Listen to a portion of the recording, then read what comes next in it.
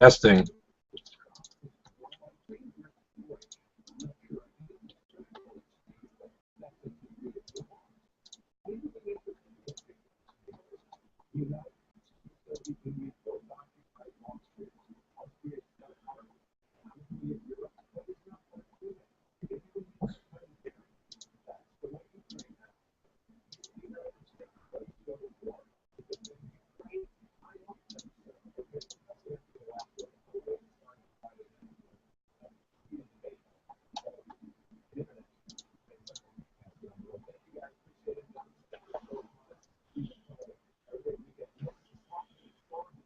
I guess everybody's in FT's room.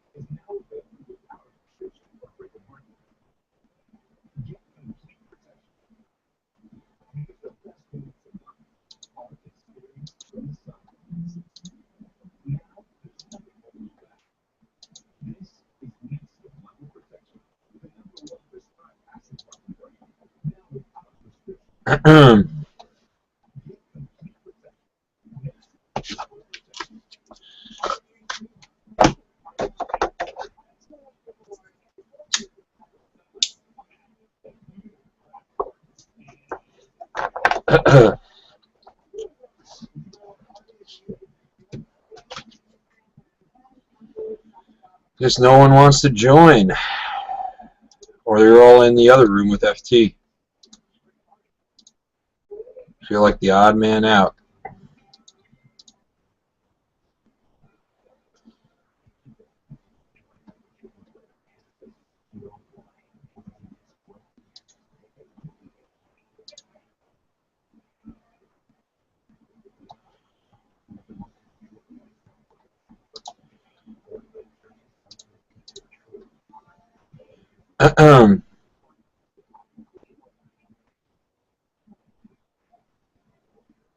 What's up, Silver Hair? How's it going, buddy? Alright. Looks like we're stepchildren. Yeah, I don't know how many people are in that other room, but it seems like it's hard to get in there. Yeah, he must have filled up. And I don't know why he did a private chat. But I've been gone for a bunch of months, and I wanted to join, but I guess there's just too many people. Yeah. So I'm hearing on your speakers. Let me turn mine down. Hold on. Is that better? Yeah. All right. So probably just get some headphones. It'll be better. Yeah, it would. I still hear me, just not as loud. All right, I'm gonna get some headphones. I'll be right back. All right.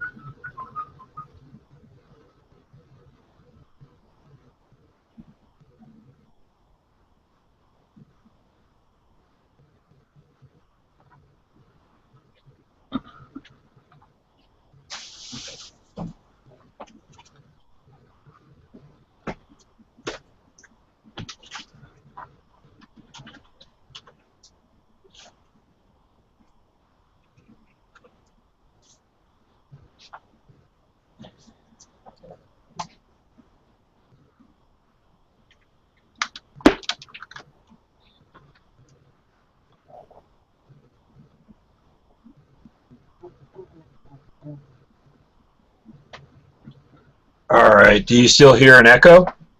Let me think. Nope. Okay. It's all good. Dang, you pulled out the gold tonight. Yeah, I've kind of I've taken a hiatus for a while, but I still didn't stop purchasing. I'm actually trying to complete these, which is a full set of the 10th ounce Eagles. Yeah. I think I need 4 or 5 more coins, and then I have the whole set up till now. Cool. And I started stacking a monster box of 2014 Eagles, but I only have like 11 rolls so far, so I need 14 more, and I'll complete the box. Only 11. I mean, I've got like 3 rolls, but that's enough. I got other things that I'd like to have. Oh yeah. I just I want to complete at least one monster box. Huh?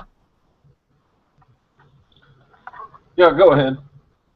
I was going to say I just want to complete at least one monster box and then just put it away and forget about it. Yeah, I guess that's a good plan. Let's see.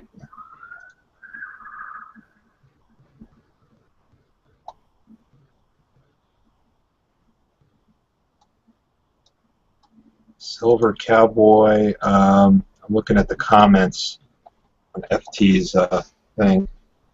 I don't know if we're ever going to get in there. Yeah, it may be fairly late. I mean, he usually goes later than I can stay up, but... All right, some people are trying to get into this room. I'm going to post the link. Oh, yeah. A guy named Marani Porter. Let's see.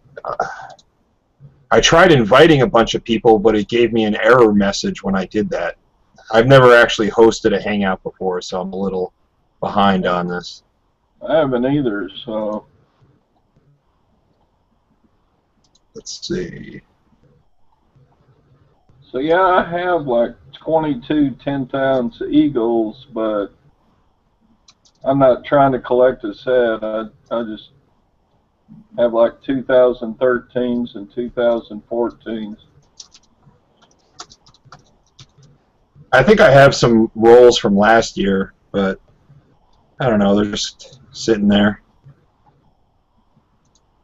I like to split it up. Like I got this or bury it around. Like I got this Helvetia 20 franc. Do you have things that you want to get rid of? Oh, whatever. I mean, I've got everything I have is for sale for a price. Nobody wants to Ain't pay my that the truth? prices, though. Why, they're spot plus numismatic value?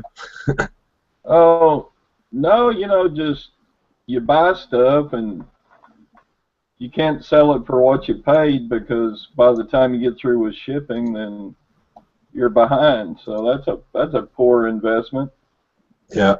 You got to make a little bit at least. So, but then nobody's willing to pay the extras, so. I'm kind of shocked that the price has been hanging around where it is right now. I would have thought it would have gone in either direction. But it's kind of just sticking around 20. Trying to... Yeah, it went back up a little bit today, I guess, because the stock market went down. Yeah.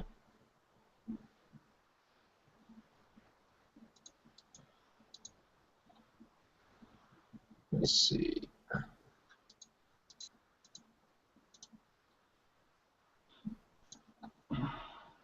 I posted the link, so you had no problem getting in. Nope. Let me see. I just clicked on your link that was in that chat to get into FT's.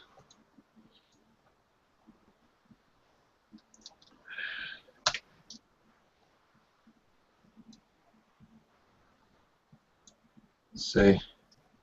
So you're just sending links to all your contacts? I was trying to do that before, but it gave me an error message, so it's kind of hard to send it out to people. Yeah, I got another one here, Lincoln. Let's see. I bet you there's like a bunch of people that are trying to get into the FT room that, you know. Let's see.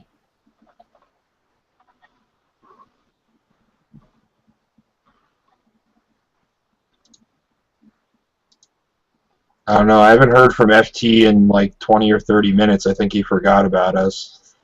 They're probably too busy talking about guns or something. Yeah. His room always goes to guns. I don't have much to contribute to that conversation because unfortunately I don't own any firearms. Nothing against them, it's just, you know. Yeah. Yeah, I mean, I have some guns, but they're just like Walmart specials that I go hunt with. Well, at least you get your money back if you kill enough animals with them, you know? Yeah.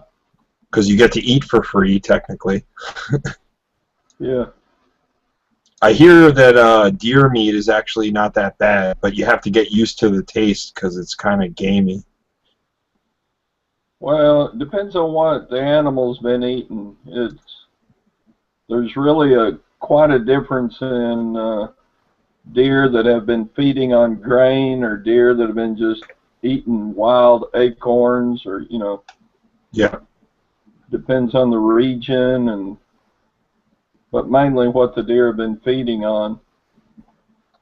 Oh, you know, like when I went to South America, a lot of the cows there are all grass-fed and they don't use hormones or anything like that, and it tastes totally different than a steak here. Right. Because It's all of our amazing. cattle here are raised in feedlots. Yeah, with corn, Yeah. which is not natural, and you know they just pump them full of hormones and grain, and it makes them get fat quickly, but the meat doesn't taste the same. Nope.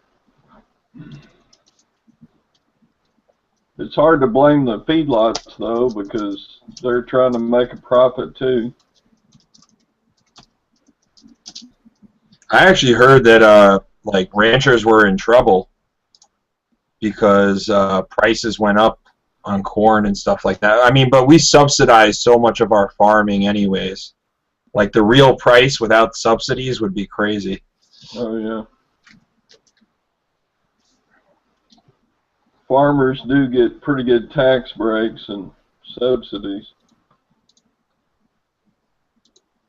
But that's the thing. It's there. I mean, they exist, but there aren't really many local small farmers anymore. It's all, you know, industrial-sized farms where only a few people work it with machinery. Right.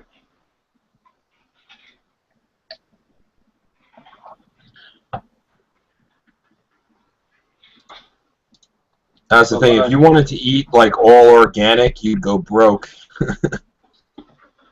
Yeah, unless you raise it yourself. Yeah. Unfortunately, I don't live in an area that has a lot of land, so if I did, I would definitely have at least a vegetable garden or something. Yeah, I got my backyard garden. It's pretty neat. What do you grow, like tomatoes, stuff like that? Yeah, I got tomatoes and onions and potatoes and okra and squash and cucumbers. I hear that like potatoes are like the hardiest vegetable to grow. Like they'll grow in any condition. Yeah, I was surprised. I raised potatoes first time this year, and I did real well. Because even like when the weather is cold and damp, they'll still grow. Right. I think it's because so much of the plant is underground. Yeah. I mean, you live in an area that's warm most of the year, right? Oh yeah. See, I'm up by New York City, so when the winters come, I mean, forget having a citrus tree or anything like that. Oh no, we can't even grow citrus here. Hey, Half Dollar, what's up? Hello. I had to get out of the other room. a little temper. A little bit of a high temper. I couldn't even get in the other room. I didn't even get an invite. Yeah, I didn't either.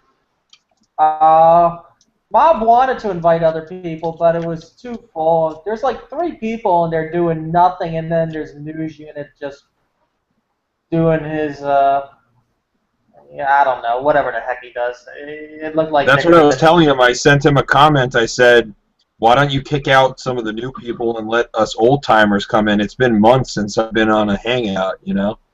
Yeah, where you been? In and out of hospitals, unfortunately. You had the back problems, right? Yeah, and something called peripheral neuropathy, which was a result from a surgery where I get nerve pains. So, yeah, it's kind of like a crippling type of situation. I can't even work right now, and it's pretty bad. But Nice cold there. I got myself my Obamacare beginning next month. It's a private plan through Oxford, but it's within the confines of Obamacare, so they can't limit my maximum. Like my old plan, if I went to see a specialist, I had a yearly limit on how much I could go, and with the new one, there's no caps on that, which is good for me because I need to see a lot of specialists. Wow, you are the very first person I've ever heard of that is benefiting from Obamacare. Well, let me preface it with this. My old insurance was a crappy policy, but the new policy that I'm going into is 3 times the cost of the old one. So I'll benefit, but I'm paying for it. Oh, yeah. You're paying one end or the other. Like, I'm paying for a policy, it's a little over $600 a month, which isn't crazy because I know people that are paying over $1,000 a month. I don't mind. But you know, I got really sick, and when I needed my insurance, I found out quickly that it didn't really cover much.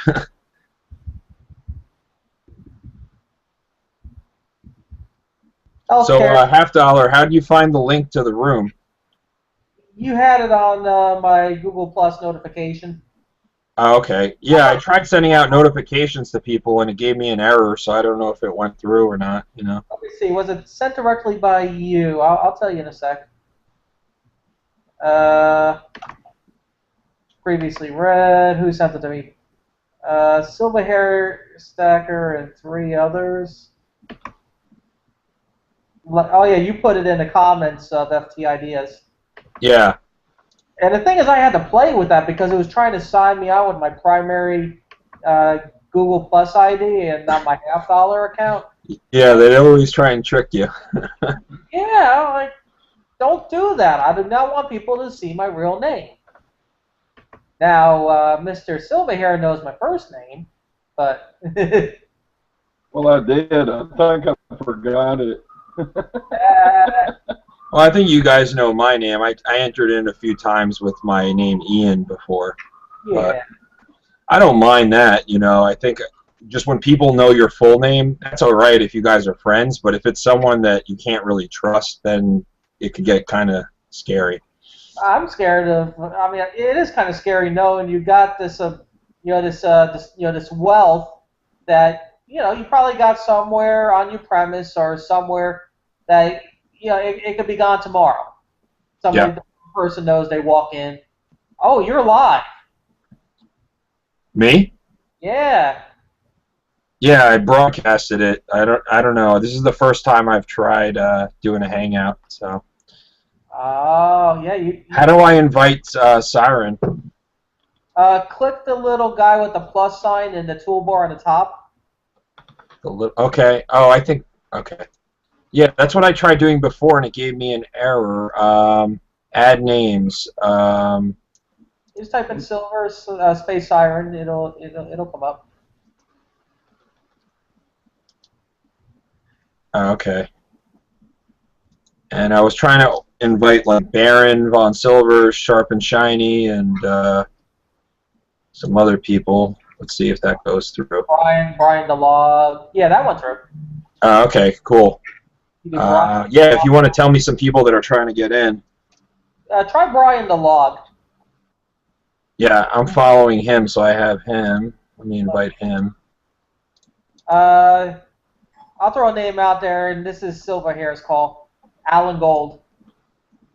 A-L-N? A-L-L-I-N. Space. Gold. Why is it my call?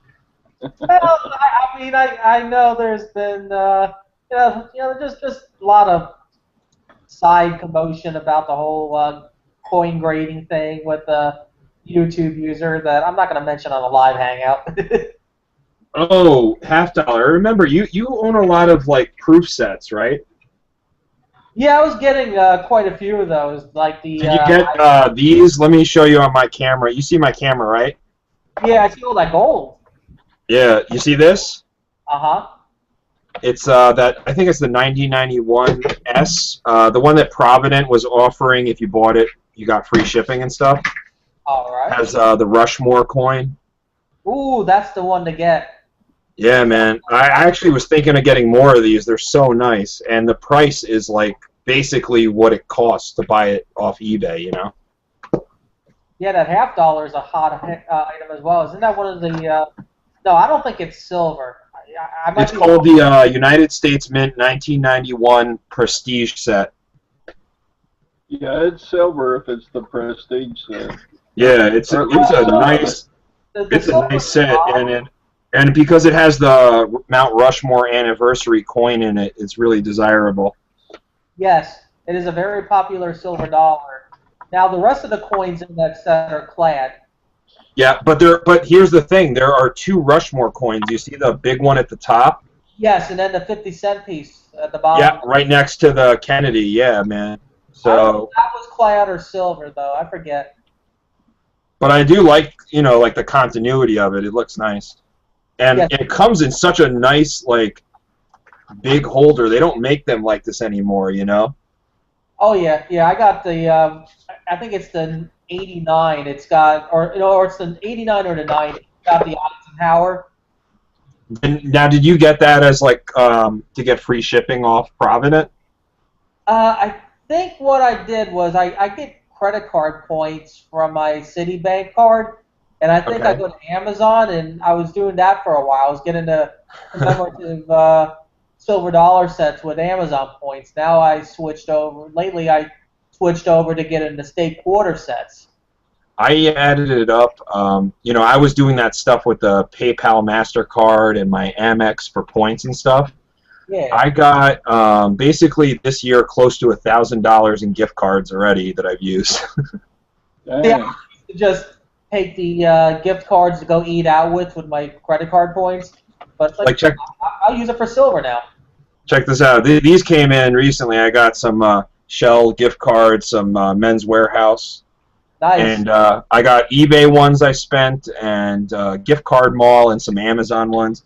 But it's great because basically anytime I spend money on groceries or whatever, or buying bullion, I always use those cards that I get points, and I always pay them off instantly with cash, so I don't pay interest. So it's like free money, you know? Absolutely. Did you sign up for the e-bucks on eBay? Oh yeah, I've been in that program for years. I wish I knew about it for, when I started this. I've only been doing it for 2 months now. You know what's the key? I'm kind of like shady because I use the eBucks program, but I also use when Fat Wallet or Ebates has it for eBay as well. So I get like 1 to 2% on top of that cash back into PayPal by using that. Using what? Ebates or fatwallet.com. I don't know. Oh, yeah. Somebody posted something about Ebates. Yeah, like they don't run it all the time for eBay, but anytime I do online shopping, I always go through those sites first because if you sign up, they'll give you a certain percentage cash back on your total order. And in combination with a credit card that gives you points, it kind of reduces your cost basis on anything you buy.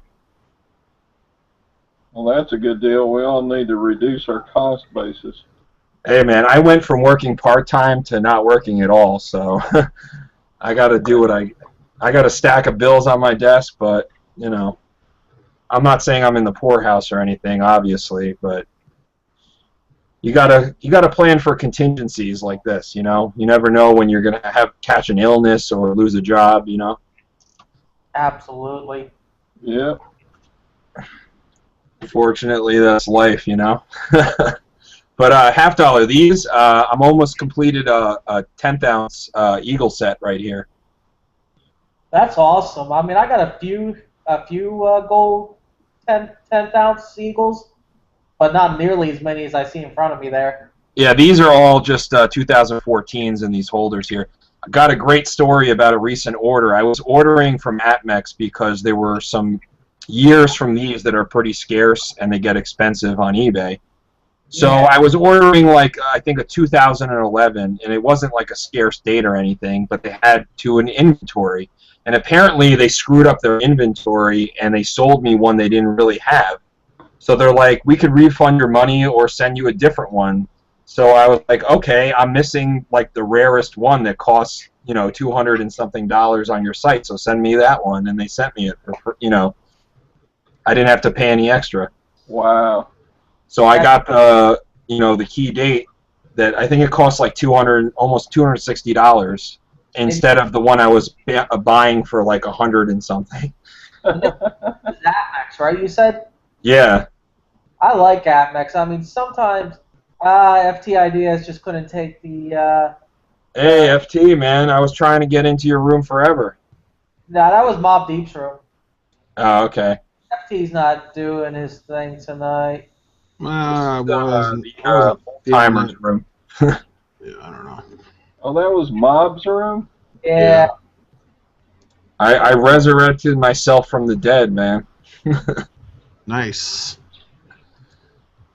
I kind of disappeared from the community for a while, but I was never really gone. I was just under the weather, as it were. Yeah, Mob's Room, I don't know. It always turns political and all kinds of other crap, and Let's stay with coins, thank I God, right? know.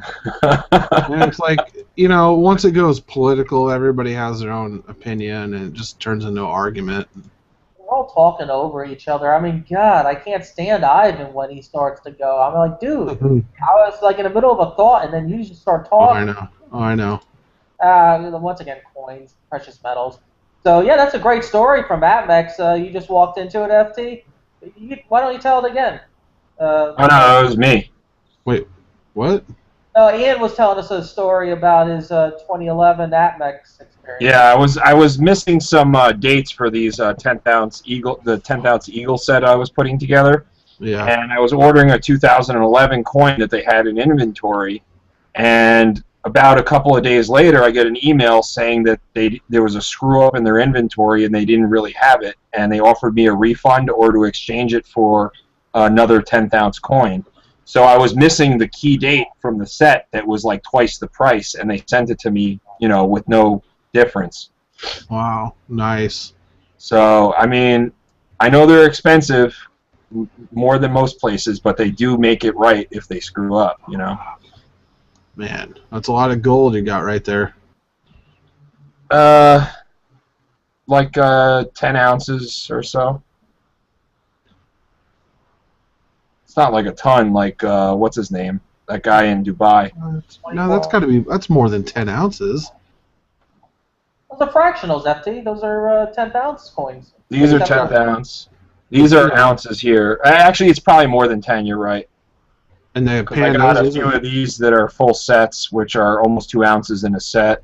And then this is another ounce here. Yeah, something like that. Nice.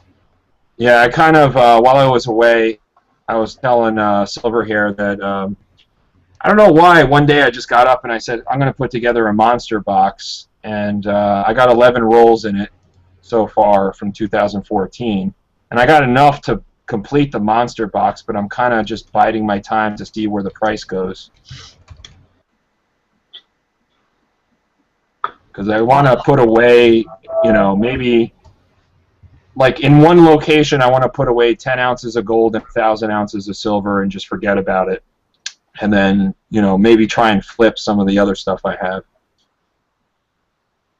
So the monster box is all, 2014 ASCs? Correct. You ever think you might want to mix it up a little? You were talking about Atmex, and they recently started to sell the 2014 silver Libertads. Really? Like the 1 ouncers? Yep. I ordered 21. See, with those, I'm a little weird. I kind of like the ones that are the odd sizes, like 2 ounce and 5 ounce, because they're mintages. I mean, it's more of a numismatic play on those, even though I know they're not numismatic coins technically. Yeah, I mean, it's kind of odd, coin per coin basis. I think like the 2009 is like $50, $60 a coin. And, some of those years had some really low mintages. Other ones had higher mintages. 2012 and 2013 weren't too high at 750,000 each. And now I'm thinking 2014 is going to be less just because it's so late in the year and they're just being distributed now. Yeah. So, yeah, I mean, I ordered a roll and a single coin. Yeah, so I'll get that Banco de Mexico bankroll with the 20, and then the single nice. I'll throw into an airtight. I got some, I think, half-ounce Lunar Series coins, like some horses and stuff like that. I bought a bunch of rolls just to flip eventually. I don't know when I'm going to sell them. I don't do a lot of flipping and selling. Yeah, I have yet to sell anything on eBay. I did exchange some Buffalo rounds at a coin show for some numismatic products because I didn't care to have the rounds. I kind of found out I really don't like generic rounds. I bought these at a pretty cheap price on New Year's Eve this past year. So I made a little bit of money on each of them, selling them. I mean, exchanging them. But I just didn't like them. Yeah, for some reason, when I go generic, I only stick to bars. I don't know why that is. It's just one of my things. But like when it comes to coins, I pay the extra premium because I think you get it back regardless, whether you get a Libertad or an Eagle. You know? Yeah, as long as you stay with the mints with at least half a reputation. Like, I wouldn't be buying like tunas or sharks or gators, all that. Oh, dude, like the private, like the what do you call it? Provident and Atmex and all these other places are coming out with like their own coins, you know, all over the place. You know, I saw one for the Olympus, Mount Olympus or something, because they're trying to copy that limited coin, I guess, from Australia or whatever. Poseidon and stuff, yeah. Yeah, like they're just trying to capitalize on that, you know. Yeah. If somebody showed a curved baseball coin round or something as well. Oh, dude, that coin is so nice, but I didn't buy any of. I had them all in my cart from the mint, and I just didn't pull the trigger. Well, Aptel was talking about a private mint started making kind of a copy of it. Oh, that ruins it then. Yeah, I mean, it's not as good looking, obviously, but it has no face value, but just the design and the fact that it's curved is what they copied. Is that an Elvis coin over there that you got on your table, FT? Oh yeah, That's up for sale. Oh, dude, I like Elvis. He's the king. I like Fat Elvis, but you know, I like drugged out Fat Elvis with rhinestones. It's great, like the way that he died. He died taking a dump. And they found him hunched over with his ass out in the air and like a turd floating in the toilet. Oh my goodness! Did they save the turd? Someone probably did. You know. I'll sell this to you for $1. What is it? A fake coin? No, it's on a quarter. It's on it's a painted Tennessee quarter. Wow. It's kind of cool though, just like for the artistic value. It's a Littleton special. You know Littleton? Yeah, yeah. Don't they sell like a lot of like on TV type coins? Well, like what they do is they buy monster boxes upon monster boxes and then put them in their own like little plastic containers, and they make their own little sets and try to sell them like they're rare or special. Yeah. I mean, even their Eagles, they'll sell I bet if I went to their site right now, an Eagle they want $35 for it. Wow. You know, I don't know what the final mintage is going to be this year because I kind of have a feeling that a lot of people lost interest and maybe the mintages will be lower than last year. Could be.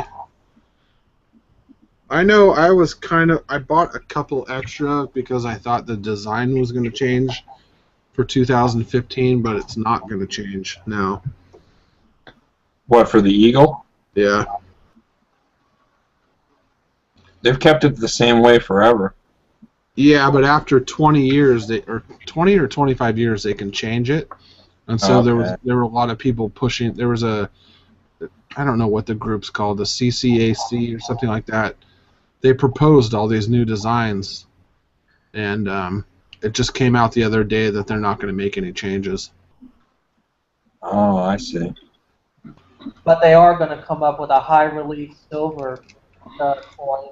Well, the high relief gold is supposed to have a different design. The 15 high relief gold is supposed to have a different reverse on it. Well, you know the high relief silver. That high relief gold they did back in what's it called, like 2009 or whatever? Yeah, 2009.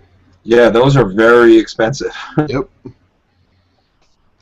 But I think that was the last time they did a high relief, and so people are looking forward to the 15. The platinum coin, they changed that design a bunch. I think last year. I want to get that Years of Industry. The one with Yeah, that's the one I'm talking about. I I tried. think that's a cool looking coin. I couldn't find it though. I looked for it one day. I got a roll of Philharmonics I want to get rid of. I just don't like those coins anymore. I never liked them. I looked at them and I'm like, they're plain. They seem to be too easy to get. I think the appeal is just that they say that they're euros on them.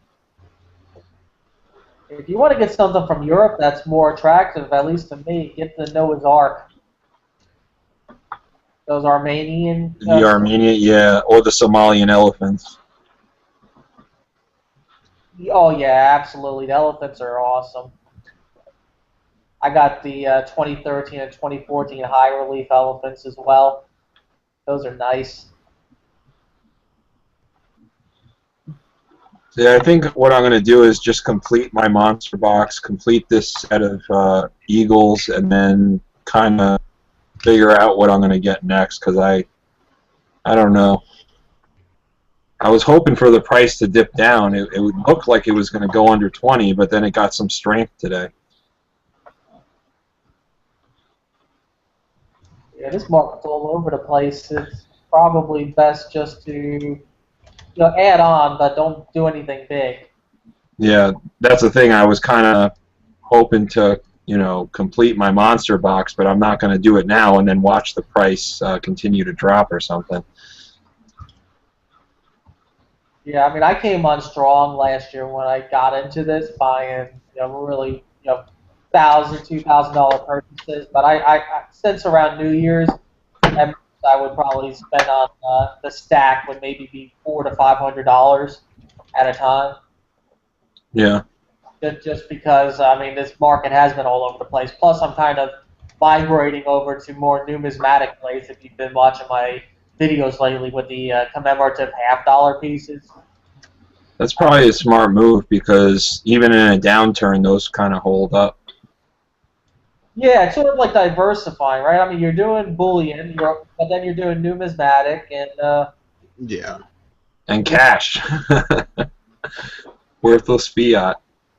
Yeah, well, I got that set on the side just in case as well. And yeah, you know what's funny? I was one of those people that never kept cash at home, but this year I kind of made it a mission to keep at least a few grand just in case. I mean, what if I woke up one day and I couldn't access my bank account? Then what would I do?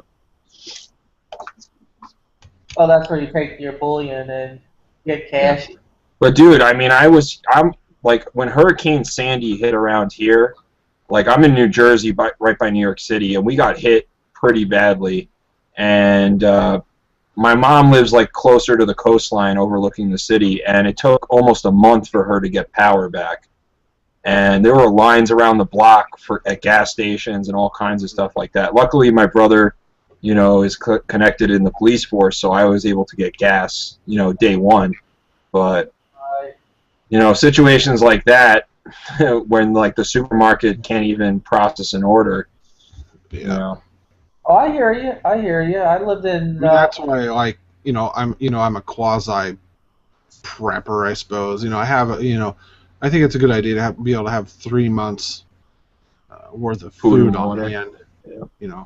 Well, I might even be more of one that. I mean, I don't even consider myself one, but I have. I wouldn't call it a go bag, but it's a bag filled with some tools, some. Well, yeah, just generic supplies and things, right? Yeah, like a life water straw where I can drink water out of a stream through it. Some seeds, some wind and waterproof matches, stuff like that. Yeah, you don't have to go crazy, but if you have the ability to take care of yourself for, let's say, 3 months at a maximum, without anybody else's help, you're like in the 99 percentile right there already. Most people can't do that. Oh, fuck no. I don't even know anybody else in my family that could do it, to be honest with you. Yeah. Yeah, my mom kind of laughed at me when I bought one of those. What's that Mormon company out that does the freeze-dried packages? It's just the LCS. All of them do it. Yeah. And you don't even need to go like crazy, like canning your own food. Just get stuff that doesn't expire for a couple of years and rotate it. Yep. And then get, like, beef jerky and things like that can stay on a shelf for a while.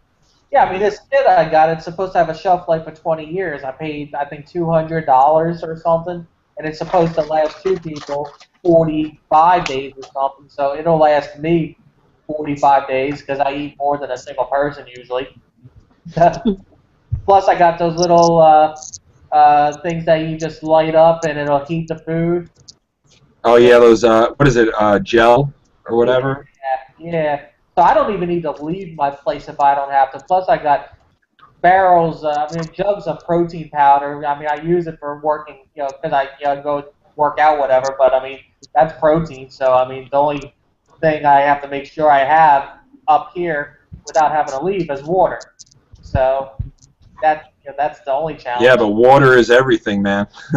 Yes. So I mean, if I know disaster's coming, all the tubs are going to be filled, the sink's going to be filled, all the above is going to be filled with water. I got to take a call. I'll be right back. Okay. What's up, Michael J.U.D.? I can't see your full name. Judica? What's going on? Not much. What's up? Too much. Is this your first hangout with us, or have you been around? First time. Nice. What are you into coins or silver, gold, things like that? Yeah. Gold and silver. Collecting. Stuff like that.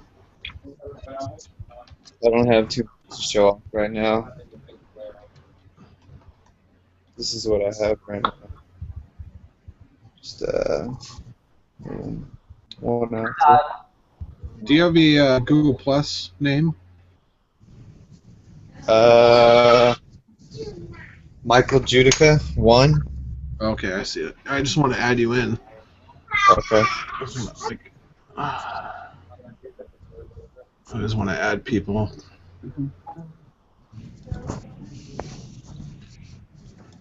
And what's your name?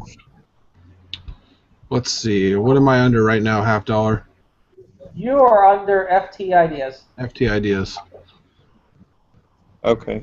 Both on YouTube and Google Plus. So have you taken advantage of the dip today in gold and silver? No, not today, but I took advantage yesterday and I ordered a bunch of 2014 Libertats from Atmex. Nice. They just premiered yesterday on Atmex. I don't think anyone else has them for sale directly yet.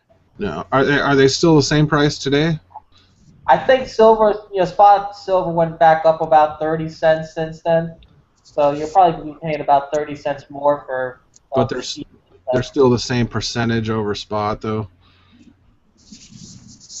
Yeah. Because last night they were what, $27? Oh, I don't know if the promotion's still going on. Give me a second. I'll take a look. Was that a 20 for 20?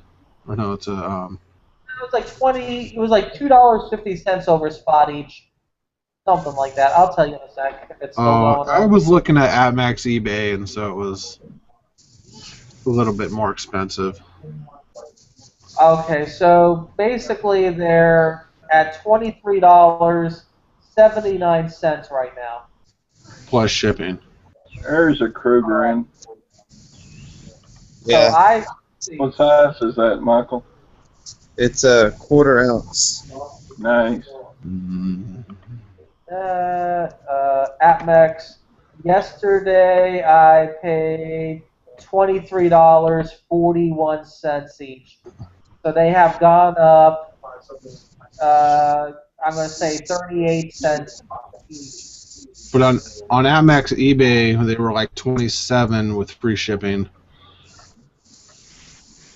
Libertides? Yes. 14 Libertards. I almost was going to buy 4 of them, and I was like, I'll wait.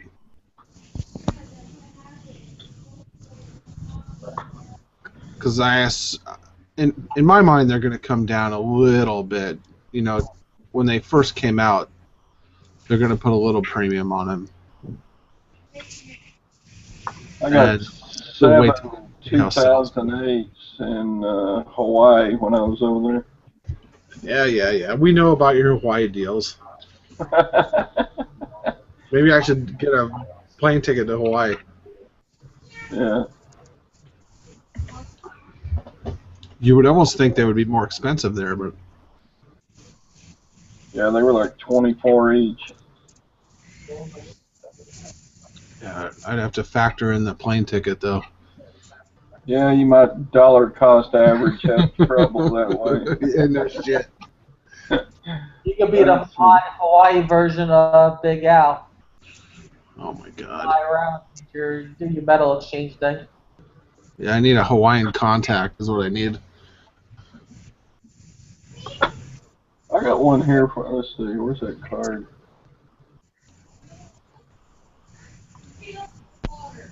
Silver Cowboy. Another guy back from the dead. Silver Cowboy never comes in the rooms. You know what it is? I send out invites, and I don't think anybody sees them. There's something weird going on.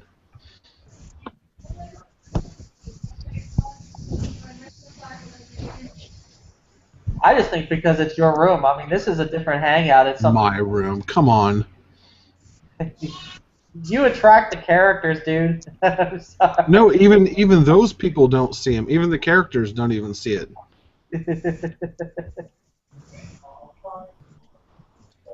They better come to my room. So, what do you guys focus more on, like numismatics or just stacking just all weight? I am personally. Oh shit! I was probably 20% numismatic, or no. I was 20% bullion and 80% numismatic for a while. Now I'm probably 50-50 right now. Just because I want to add some weight at the moment. But when you're talking about numismatic, I only buy stuff that I like something that I like that I come across. I'm not buying anything new. I don't buy new Perth Mint stuff or new Royal Canadian Mint stuff. If it's something old, like an old Morgan, an old commemorative, I see it, it's something I've been looking at, I like it, maybe I'll pick it up. But then I like to buy, a 5-ounce bar or a 10-ounce bar here and there. Yeah. So what do you consider that SS Garsopa 10-ounce bar numismatic? No, there's some of them.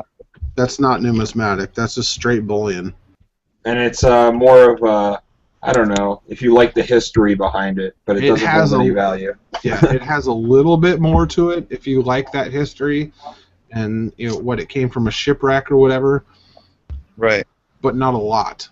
I mean, but you know what destroys it? Because they melted them down. If you had an original bar from the wreck, it's worth a lot more. Exactly. Oh yeah.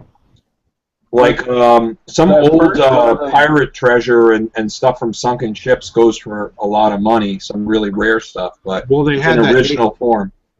What did they have the 8 reals from that one ship? Hmm. They were NGC was putting them out graded. They were going for whatever, 150 or $200 a piece. Cazador, right? Yeah. Yep. But that first 10-ounce Garsopa is going for nearly 200 now. Or, excuse me, nearly 300. For 10 ounce? Yeah. Wow. Well, there you go.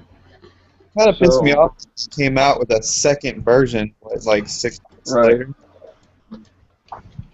Also, the problem was that shipwreck had a lot of bullion. If it had a small amount, then it would be worth more. There was just so much of it, they were able to melt it down and make tons of bars. Yeah. I forgot what company. It's a publicly traded company. They go around the world to historic wrecks and recover stuff. Yep. like the Odyssey or something like that. Yeah, and then didn't one particular seller have the monopoly on all of those Garasopas? I think so. I don't know if it was Modern Coin Mart, but I kind of want to say Modern Coin Mart. That's the thing there's a lot of pitfalls with numismatics and also even just bullion. You know, to someone who's not really seasoned, they can get ripped off fairly quickly. Yeah, well, I mean, all that stuff is considered, I mean, in my mind, modern numismatic or quasi-numismatic. I mean, there's no history behind it, right? There's no buy and sell auction history of it compared to a coin that's 100 years old. Well, but here's the other thing. You know, a lot of people consider peace dollars and Morgans junk silver, but Yep. if you have a really good example of it, it's not necessarily junk silver anymore. Yeah, you can get on the ground floor, but then let me go at you again. That those were circulated coins, therefore there's the condition of them are all over the place. But if you're melting down a shipwreck silver, they're all going to look the same. Right. Yeah. I mean, you just got to take everything into consideration. I think it's, you know, that whole shipwreck thing, I think they're ruining it by doing the melting down. Yeah, I don't like it either, because they can say it's a shipwreck coin printed on it, whatever, but it looks brand new, right? It looks super shiny and clean and nice,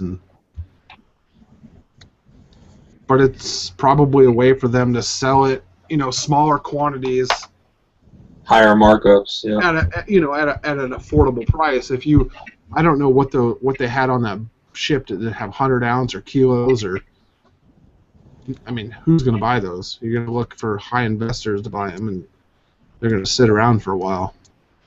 You know, there was a time when like Roman coins and stuff like that were valuable, but then hordes of them were found through archaeological digs and stuff like that.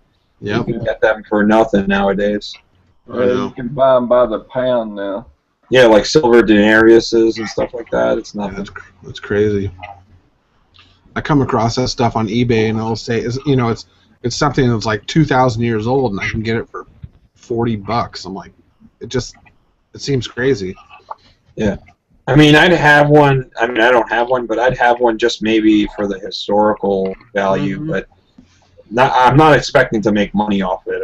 No.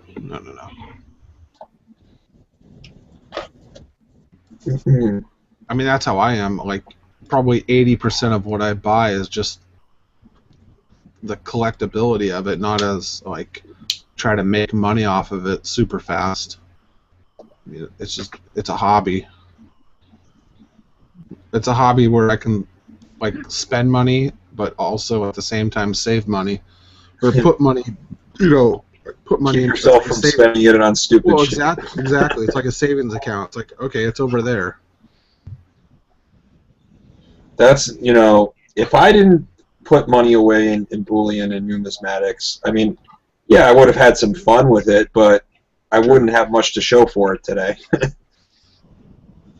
You know, right. But I'm not starving myself or not, you know, living in a cave just to do it, but it's, you know, $100 here or there. Yeah. Just to, if I had it in cash, trust me, I've spent money on some dumb shit in my past. Yeah. Just because it was sitting there. Well, that's the thing. It's kind of hard because now I'm starting to put away cash as well, just a little bit. But I keep it locked away, and I forget about it, because if it's actually in my pocket on my person, it's going to be spent on stupid things. Absolutely. But also, I look at it this way. Let's say I have a catastrophic family emergency or whatever, and for whatever reason, I wasn't smart with my finances and I don't have a lot of money in my bank account. They say the average American can't come up with $2,000 in an emergency. Well, You know, I want to be outside of that, and I want to be able to come up with a lot more than that in an emergency. I mean, does that factor in even a credit card? Yeah, total, like cash, Really? credit card. Yep. Wow. Most people live, you know, paycheck to paycheck and on the credit card, you know. Oh yeah, I'd say 70% of Americans are like that. That would keep me up at night. That That is. seems like a high number in my opinion, but Shoot, no, I work with people that live paycheck to paycheck. I mean, I do too, but And then I don't know. 30% of Americans are on government, some form of government handout. Assistance. All right, Yeah. here we go. I could qualify for that, but I won't do it unless I absolutely have to, and I don't, so I'm not. Thank you. What? $50. Here we go, $50. This is Silver here. This isn't Gary. This isn't Ivan. I know.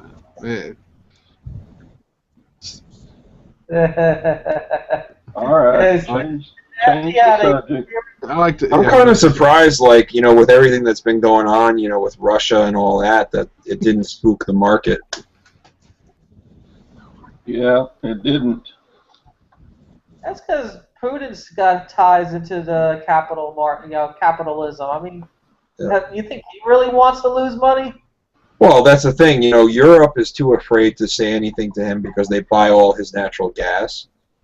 And then we're not going to do anything because we're not going to get into a war with a country that big. And so, you know, he's just going to do what he has to do, I guess, and reintegrate parts of the old Soviet Union into Russia.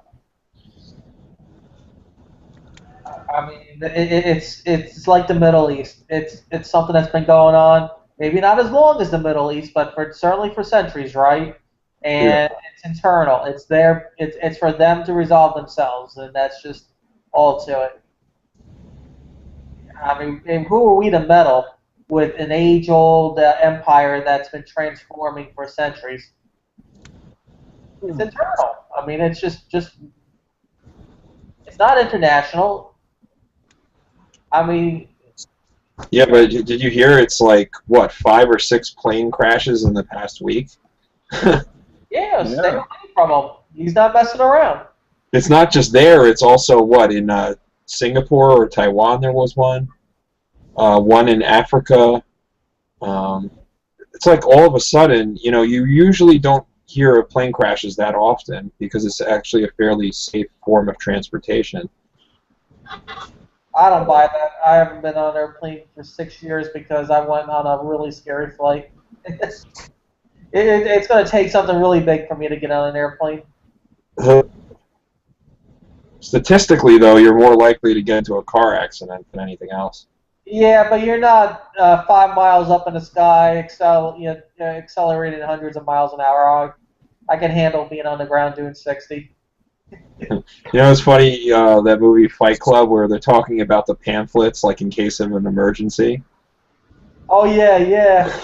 It's like, yeah, so you're going to be nice and calm when you're, like, crashing 1,000,000 miles an hour into the ocean. Yeah, I mean, that plane goes down. You know, just pray to whatever deity you have faith in at the time and just, you know, relax. It'll either be you'll either be really lucky or it'll Dead end instantly. or it'll end abruptly enough. So whatever. But still, yeah, I have no desire to fly anywhere for 6 years now. No, thank you. I haven't been on a vacation in many years. Because I mean, there are places in the world I'd love to visit, but no, not if I have to fly. Silver here doesn't mind going into the tin can for what, 12 hours each way? 16? No, it was just 7 hours. 7-hour flight? Yeah. It's not too bad. I've been on flights that are 14-plus hour flights. Crap. Down to South America, below the equator, stuff like that. I haven't been on an airplane in over 10 years.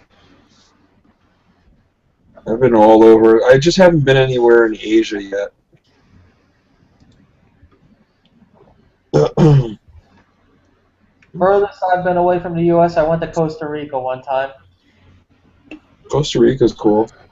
Yeah, so this is about a decade ago. I was about 31, 32. My parents were babying me. Look, we'll pay for you to go to Australia. Don't go down to Costa Rica. They're going to kidnap you. But I'm like, what the hell do you know about Costa Rica? A lot of Americans retire there now. Yeah, Silver Turtle's back from a trip over there. What? Silver Turtle 65? There are all these communities there that are all Americans that are retirees.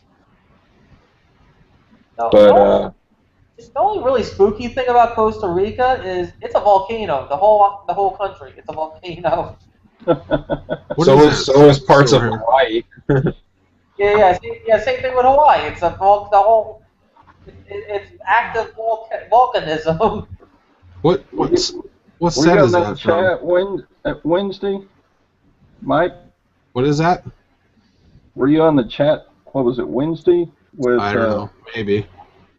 with on Sirens chat? Maybe it was longer. I don't know. Probably not. Anyway, yeah, with Oh, is that the one Gary sent you? Gary. Yeah. Yeah. All right. He just mailed it yesterday morning, and I already have it. But what is the packaging? That's a brown eye.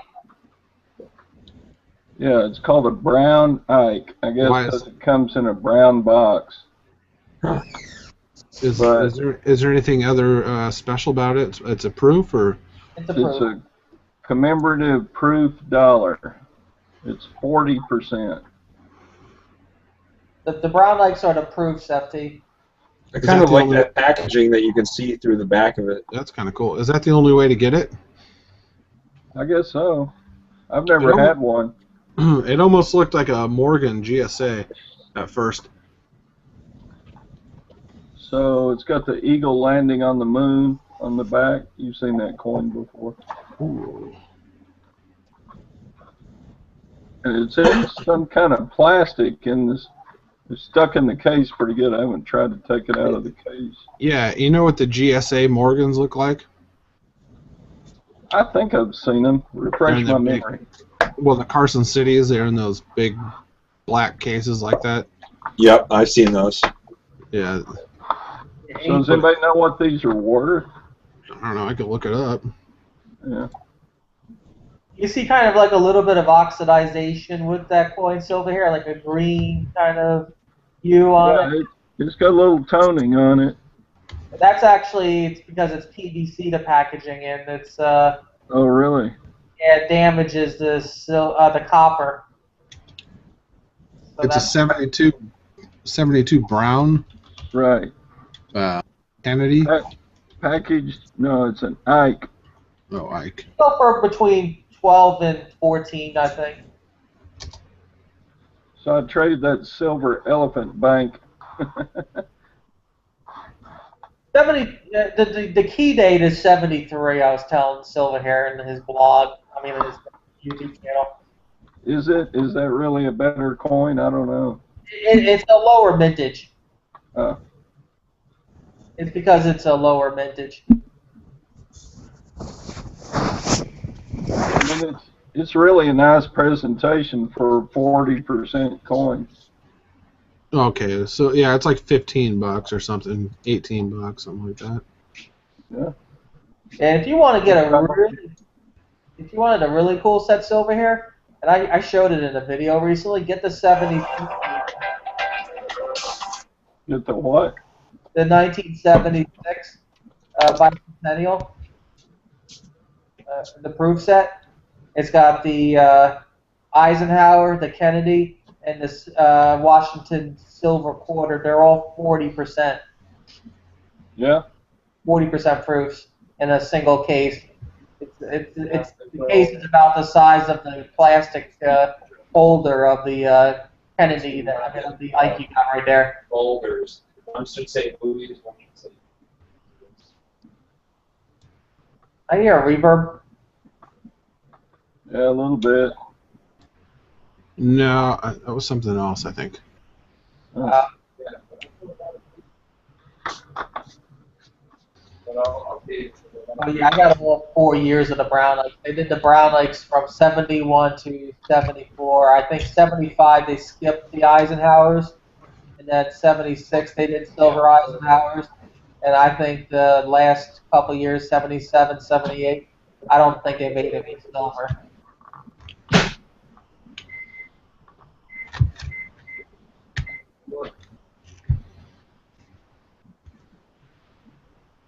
Now that would be cool as a special.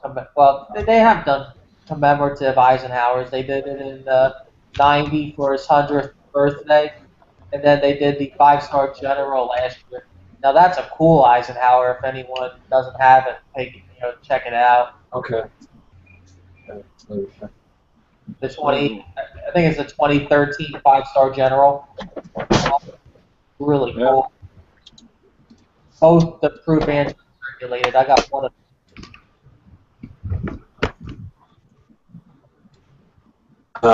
Yeah, those are nice.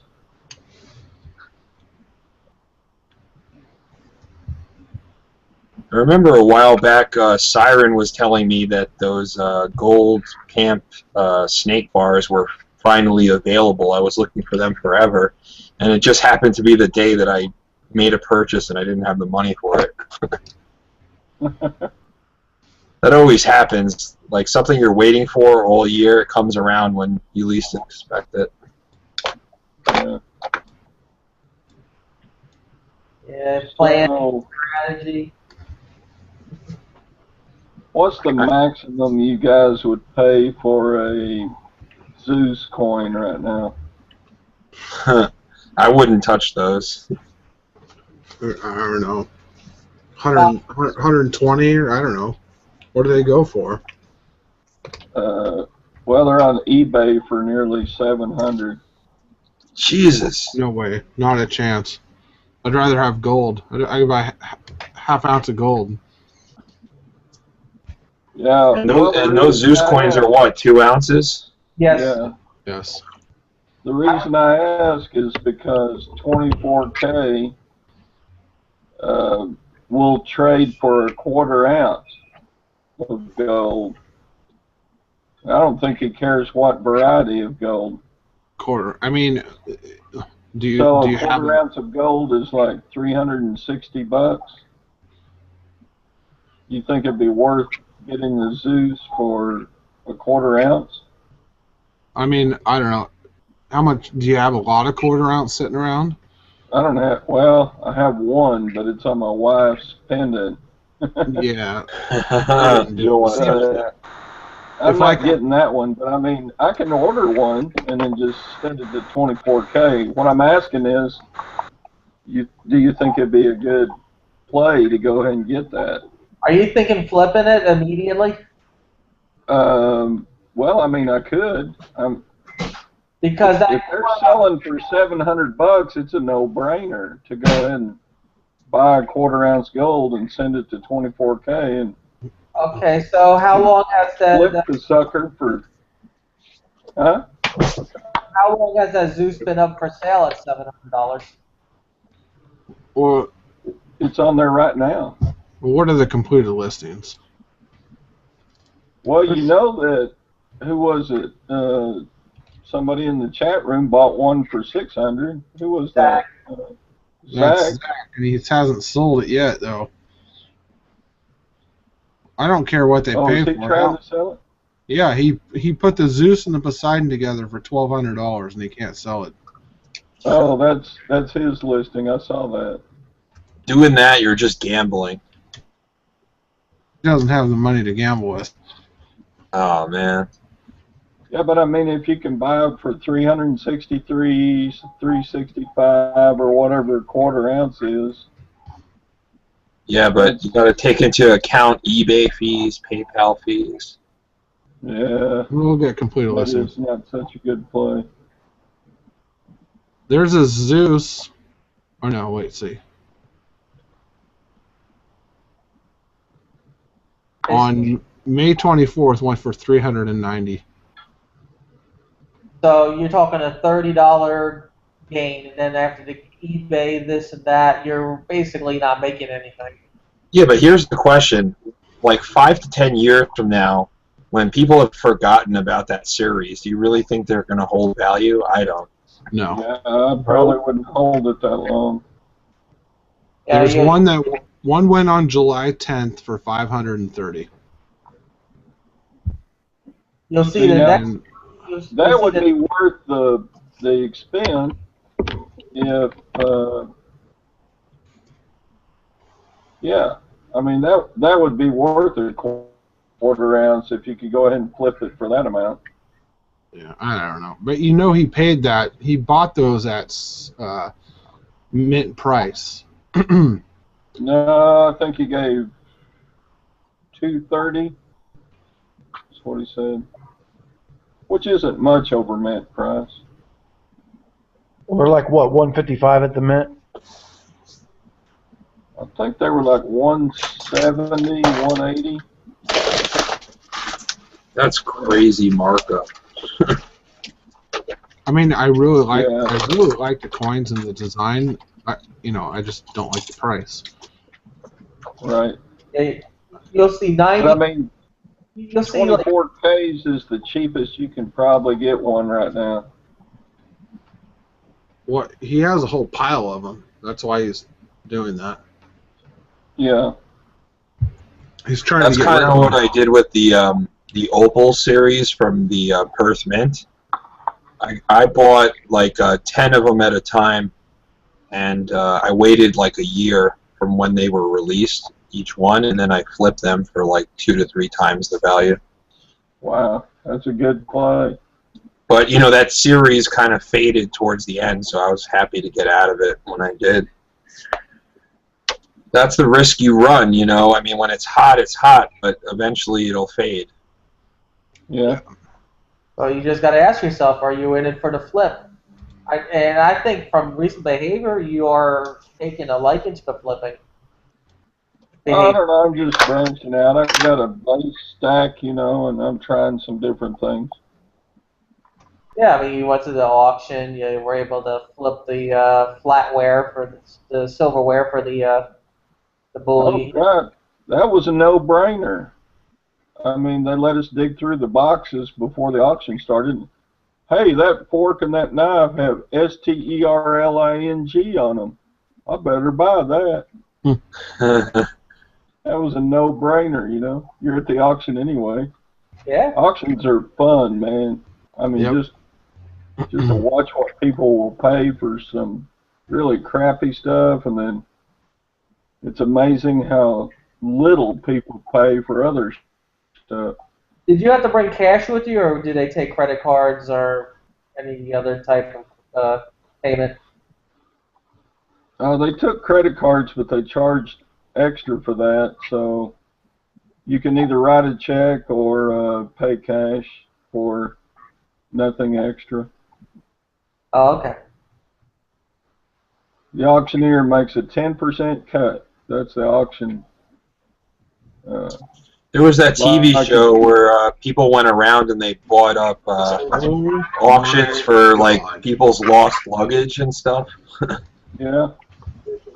Oh, Yeah. They were going through the luggage and stuff. Pigs can fly. Oh my God. Hi, Rocky. Rocky. He waves us off. What are you doing, Rocky? What's that? What are you doing? Absolutely nothing. I was watching this. It seems pretty civilized. Oh yeah, we're civilized. Yeah, I think that We're not people were always level-headed. Some people get out of control, though. Exactly. This is the first chat I've That's the seen things. you on in 3 months. Yeah, well, it is. The trolls? I haven't been here in like 3 months as well. Just think about how much silver Rocky's bought in the last 3 months. More than I have, I know that. No, how much silver he's bought and forgotten about where he put it.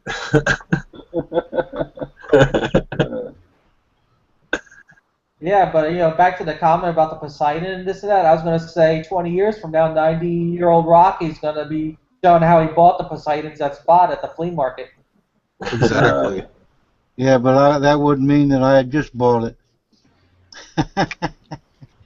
You can probably find it right now for spot. I predict like 5 years from now, those coins are going to go down to like, Yeah. a fraction of like their original mintage price. Well, I mean, the problem is that every month, every 2 weeks, they have something new, right? The Perth Mint. So it's not unique. I mean, the design and the way that it looks is unique. But the fact that the Perth Mint is just pumping and pumping is one thing after another. It's like, oh my God. Nothing separates itself from the other. Yeah. Right? I think the only thing that separated that one was the 1500 mintage. Well, the way that it looks, I mean, it is really awesome looking. Right. And, it has no rim. It's super high relief. It's got that antique finish. All the other bullshit on it. It looks good. Trust me.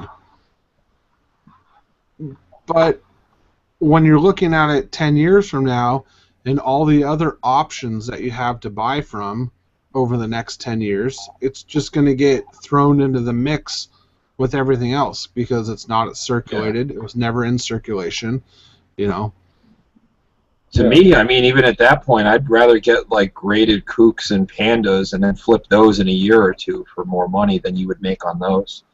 Yeah, I mean, you could buy more of them, right? You could buy more volume.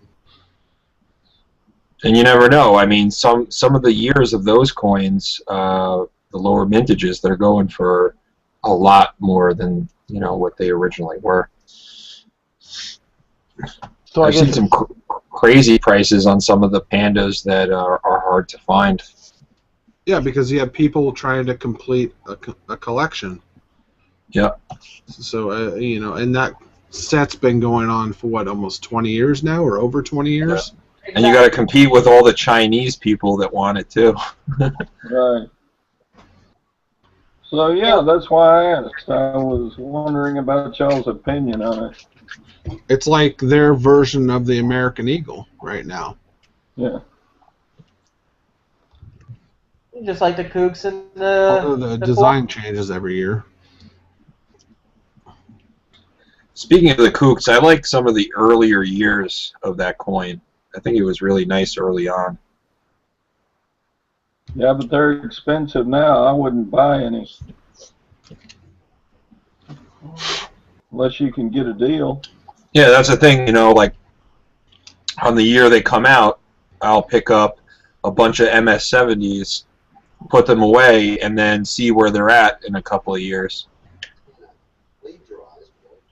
I think you can't really lose because I haven't seen any of them go down since their mintage date. Right. Rocky, you just bought some Perth Mint stuff a week or two ago, didn't you? I got a kilo kook and a 10-ounce kook. Oh my. Well, the kilo, they can keep pumping those out forever. Yeah, well, I thought they were reasonable. When I got home, I found out it would have been about the same with shipping had I got them off AppMex. Tom charged me $3 over spot because I'd known that a lot of the big kooks had gone up only like a year after they were knocked out, and it was the only thing available that week. I come home and they were $1.79 over spot on AppMex. Oh well. You didn't miss it much. No, and by the time you throw in shipping, it was probably a toss-up. Yeah. But they're beautiful. I mean, they are absolutely spotless. I mean, just. Yeah, that's one thing about Perth. They don't spot much, and they're good strikes usually. Oh, their mint is state of the art in comparison to some of the other government mints. I mean, I hate to say it. I love American coins and I buy them, but I mean, they're light years ahead in terms of some of the designs and the products they put out. I mean, you could argue that it's bad because they pump out so many different kinds, but you got to respect the the artistic quality and the. You can respect that. It looks like a fucking Etch-a-Sketch. Oh, this year's one. That's Curly from the Three Stooges. Yeah. Yeah. Let's see.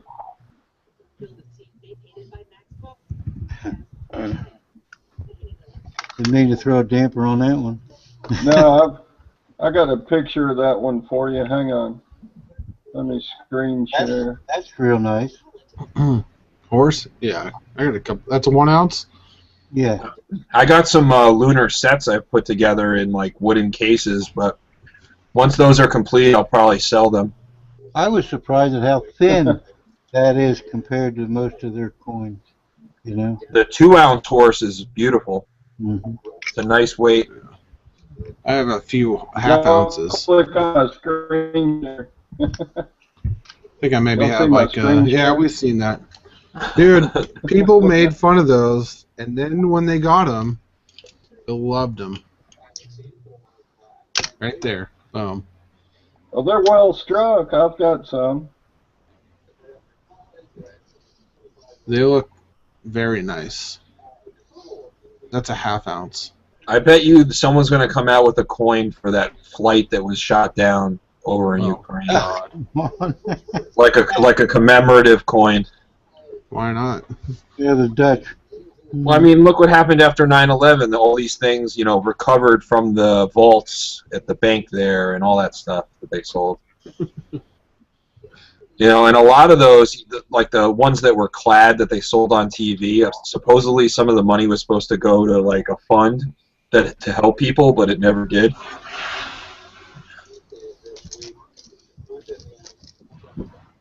There are a lot of those like fake organizations that are like supposed to help people, but that don't.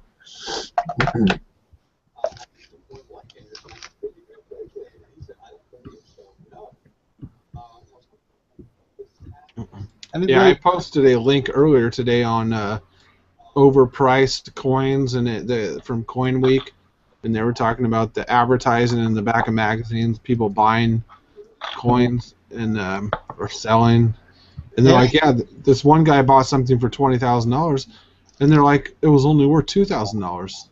Huh. But the way they advertised it and cleaned the coins and dipped the coins, it was just a big scam, you know. There was that thing from Glenn Beck, Gold Line or whatever. Uh-huh. They would get Coin people on the review. phone and they would sell them, you know, like a gold eel or whatever, at like a 300% markup and tell them, oh, it's rare, and you know they'd get it and then they'd lose, you know, instantly a lot of their money.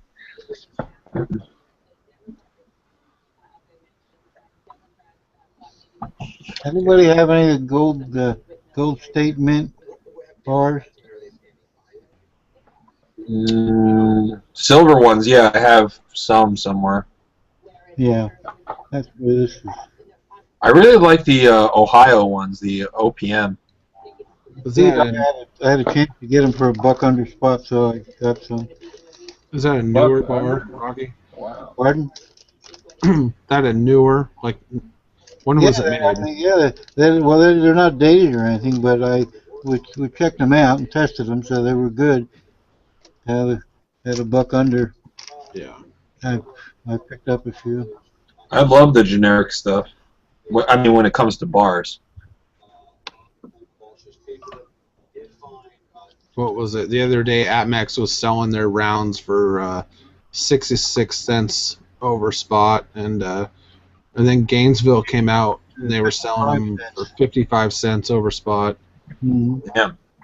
I put that up on a video, and then I don't know what the shipping was, but some lady come in and said somebody else was selling them even under that. So wow, that's right. That was your video, Rocky.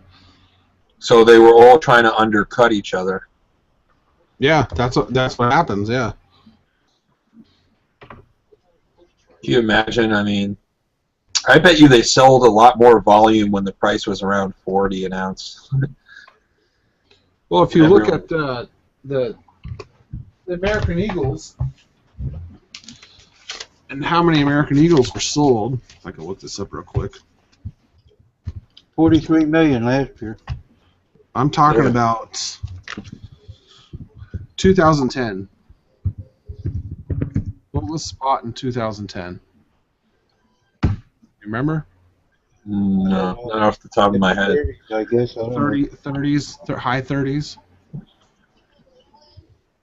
2010, they sold. Oh, no, I'm sorry. 2010. That's way. I don't have any idea.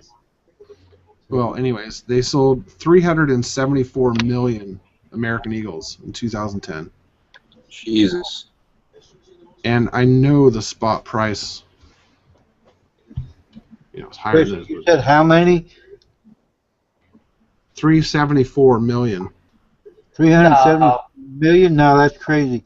That's in the red book. that's- I'm looking at it right now. It's in the red book. No. The highest 2013 at 43 million. Last Okay. year was the most ever, 43 million.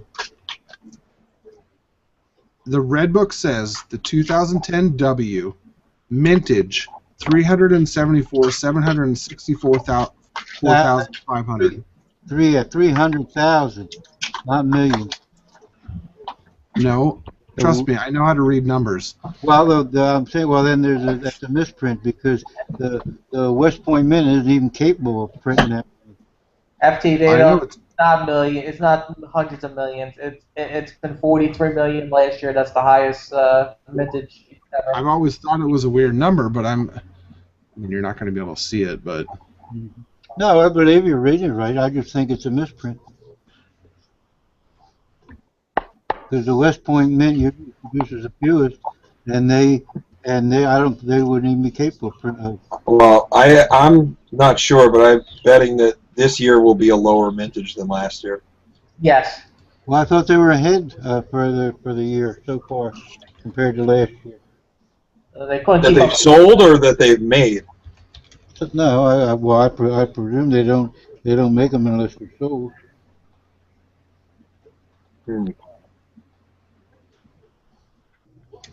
I don't know. I just got a feeling that Yeah, there was less Vegeta's, interest this year.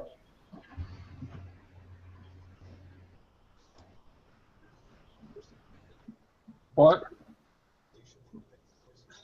Hey, did any of y'all see Mr. Vegeta's video about them not doing that new design for the American Silver Eagle? yeah, I saw it. Yeah, they're not doing it. Yeah. Pisses me. Yeah. Probably That sucks. So, I thought it was an act of Congress passed and they were going to do it. Nope. they're going to do a high relief gold and a high relief silver with different designs.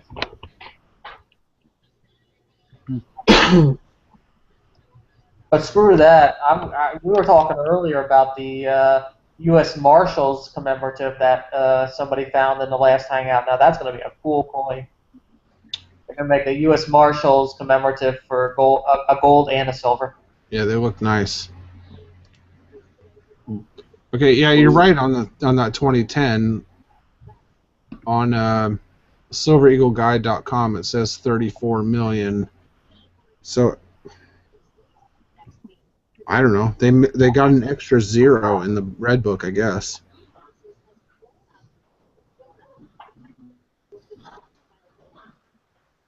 Just blame yourself being a government employee. You saw it wrong. What? No, actually it says that number in the book.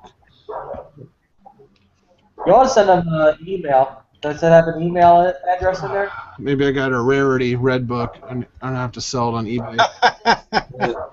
It's a misprint. Misprint red book.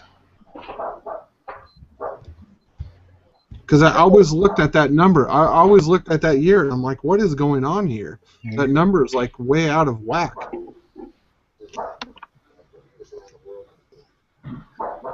Well, come on, somebody Google it. Yeah. What red book errors? No, don't Google Red Book errors. Google history of Eagles. Well, the 2010 on silvereagleguide.com says 34 million. That sounds right. Yeah. I mean, it's the exact same. It's almost the exact same number if you just take a 0 off the end of it. Yeah, but they weren't. They weren't the 34 million. Weren't all West Point. West Point usually makes the least. I know. I don't know what's going on. They have 2011 WS at 39 million. 2011. I must include the 2000S as well, and the W. Well, they have the 2011 WS, W at 850,000, West Point and San Francisco. and the WS. 2011 P at 100,000.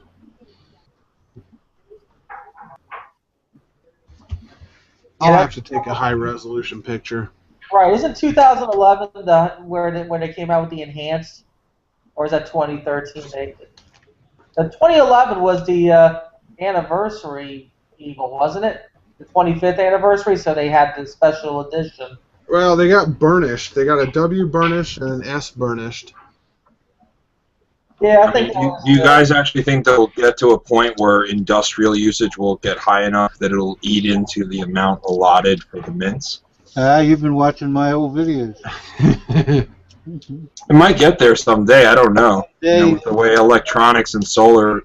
Someday it won't matter what the hell's on it. All they want is the silver in it. Won't give a shit whether it's a coot or an eagle. That'll be a fun day when it'll be so scarce and people will wake up to it. I still think there's plenty to pull out of the planet before. Well, there's not that much to pull out of the planet, but there's a bunch above ground. Because when they count available silver, they count all that silver we're holding. 24K was talking about how Turkey is, starting to pump out the silver. Turkey has always been known for gold refinery in Istanbul. But he was talking like they're also doing a lot of mining over in Turkey as well. Huh. And then Poland's got a large silver deposit. And Mexico's sitting on silver. I mean, Mexico is. Yeah, Mexico. Yeah, I mean, you heard. It's always your highest. Rumors going around. Actually, they're sitting on silver and also opals. They're a very gem-rich country as well. Currency. Right, Mexico wants to back their currency on. Right, Mexico's like to back it with silver again. That would really be the best thing could ever happen to us.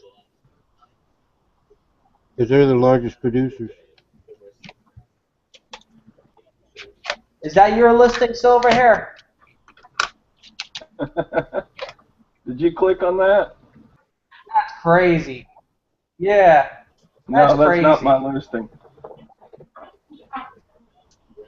I wonder if not one of them. It's worth that much. List a Poseidon coin for $1 million.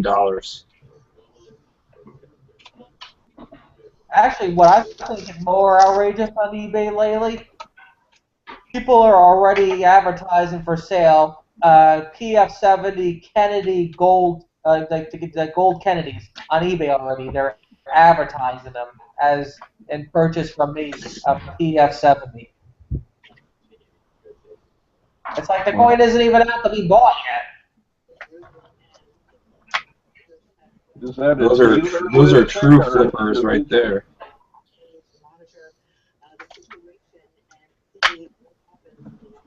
I'm with FT about the modern numismatics. Just that whole reason. I mean, it's just I don't know. It's just so shady. June bullion eagle sales. 700 platinum, 43,000 gold, and 2,692,000 silver. What, for this month? For June. July's not over. Okay.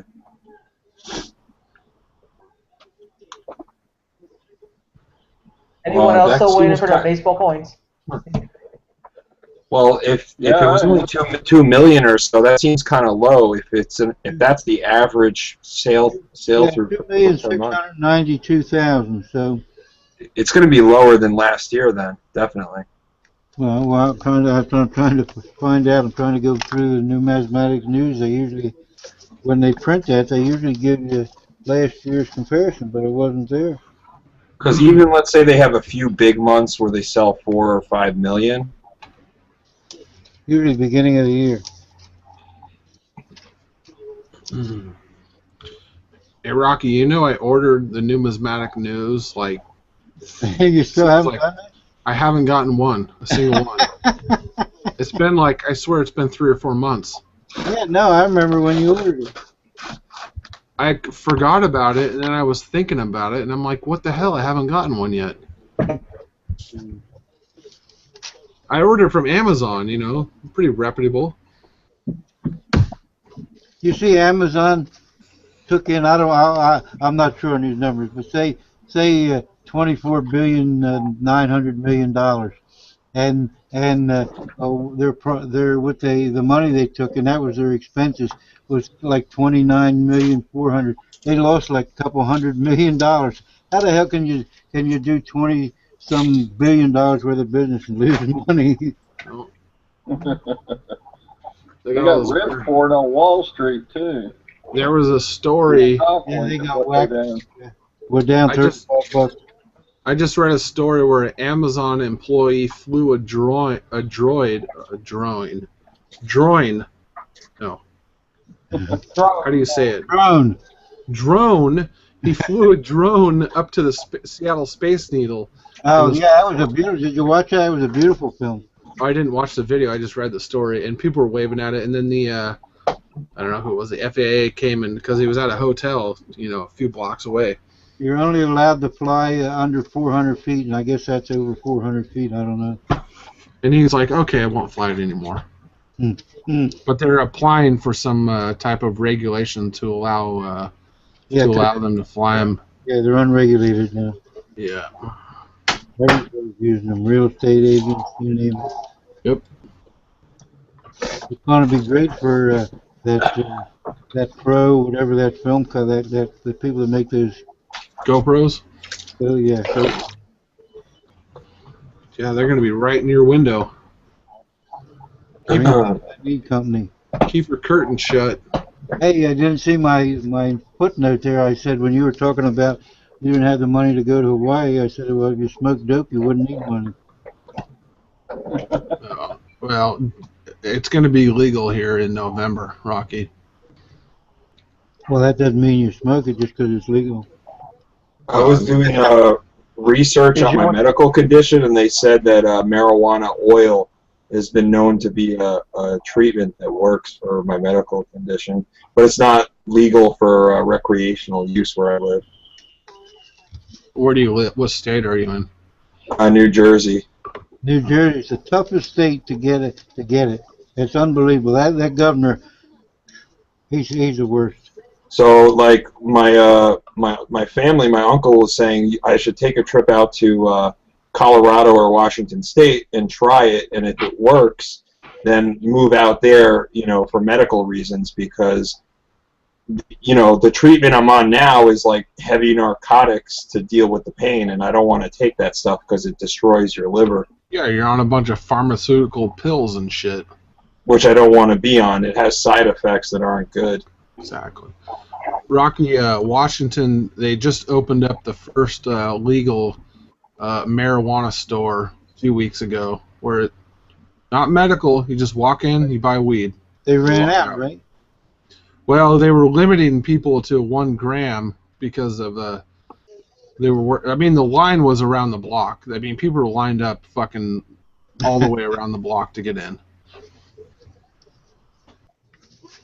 And they had the mayor of Vancouver was there, and he bought some, I think. Nice. Yeah, he just picked up another 10,000 votes. Exactly. I think it'll be nicer once it's in a few more states and it's like a domino effect, and people will just start leaving people alone. That's exactly what it is, because it's going to vote in November here. They turned in 150,000 signatures. It's going to vote, and it'll be voted in, I guarantee it. What state are you talking about? Oregon. I'm right next to Washington. Oh, okay, yeah.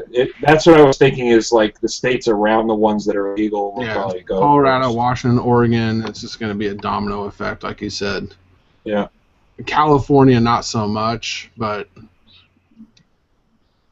I mean, it's a joke. You know, Cali is a joke. You just get a card and you can go. Yeah, I mean, we can get medical marijuana for. I mean, you got back pain, you got a marijuana card. I mean, it's that simple. Problem is here, there's a list of like strict list of diseases that you have to get it here in New Jersey or even in New York as well. See, here you can have chronic pain, quote unquote chronic pain for whatever reason. Yeah. And you find the right doctor. You can go online and find a doctor that will basically prescribe it for you. I mean, it's so crazy. Like, that's the thing. Like, I don't have cancer or one of those things, but I have a condition that I'm in chronic amounts of pain from nerve issues. And there's a lot of studies that have been done that for my condition that it works, and I can't get it legally. Meanwhile, all these pharmaceutical narcotics, which are like liquid heroin, they'll prescribe to me no problem. I know, it's a joke. You're gonna take some man-made chemicals and put them in your body, and who knows what they are. And so that's what I told my family. I said, I've been trying to get the right treatment for a long time, and nothing's really working. If I try that stuff and it works, I might have to move to one of those states just so I could function as a human being and not be in pain all the time, And it sucks. Like, I don't want to have to move for that, but what am I supposed to do? Like, get it illegally? I don't know. Where do you live now? Right outside New York City in New Jersey. Oh, you live in New Jersey. Yep. Yeah, I'm from Vineland. Oh, that's down south, man. Yeah, where the clean air is. Yep. I know some people that live down by Vineland. But, yeah, I'm like North Jersey. I'm right by the George Washington Bridge and the Lincoln Tunnel and all that. Were you there the day of the backup? No. Luckily, I wasn't.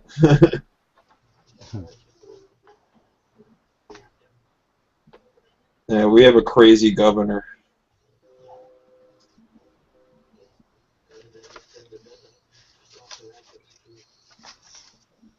But, I was looking online. There are these companies now that do marijuana tours to, like, Colorado. And they hook you up with, like, an assistant that, like, I don't know, can find the right type of medication for you to try. I guess the right strain of weed or whatever. So I bet you there are a lot of people that are just traveling there just to, get it, for medical purposes, not just recreational. It's kind of like, a lot of people go to Canada to get the cheaper pharmaceutical drugs.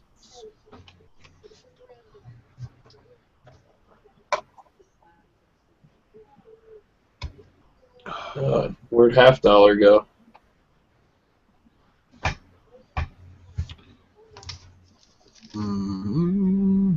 He probably fell asleep. Who knows? I'll post the link again in the room just in case someone wants to join in. Well, whose chat is this? Mine. Wags. Yeah. Yeah, well, I saw it, and there was no way to get on. Then I went to FT Ideas and got on there. Yeah, I posted a couple of links. On Google Plus, they have communities. I don't know if you've seen those. And there's a couple of big coin and silver community. Like, one of them has a couple of thousand members, and the other one has 500. So I subscribed to those, and then I posted links there. Just basically looking for new people, really. Mm-hmm. Yeah, when I saw a couple were missing, I figured it's time for me to come see what's going on. Yeah, I mean, we were in the other. There's another hangout going on right now, but you know how that is. It gets out of control. The last hour, it was just straight politics, just fucking. It's like I don't even want to talk about it anymore. What, they were talking about, like the president or something?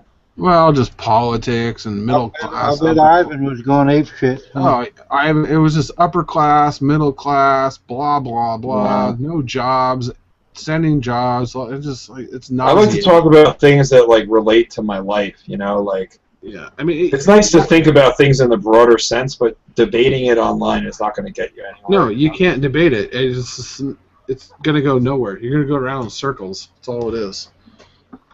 Like, you know, like what we were talking about with like legalization, like, you know, it's not just, you know, we want to talk about that, but it can actually like help someone like me who's, you know, suffering. So Yeah. like that relates to my life directly, not something about the middle class and the economy, you know. And you think your governor gives a shit? No, because he's thinking that if he runs for the presidency, he cannot approve of marijuana. So Yeah.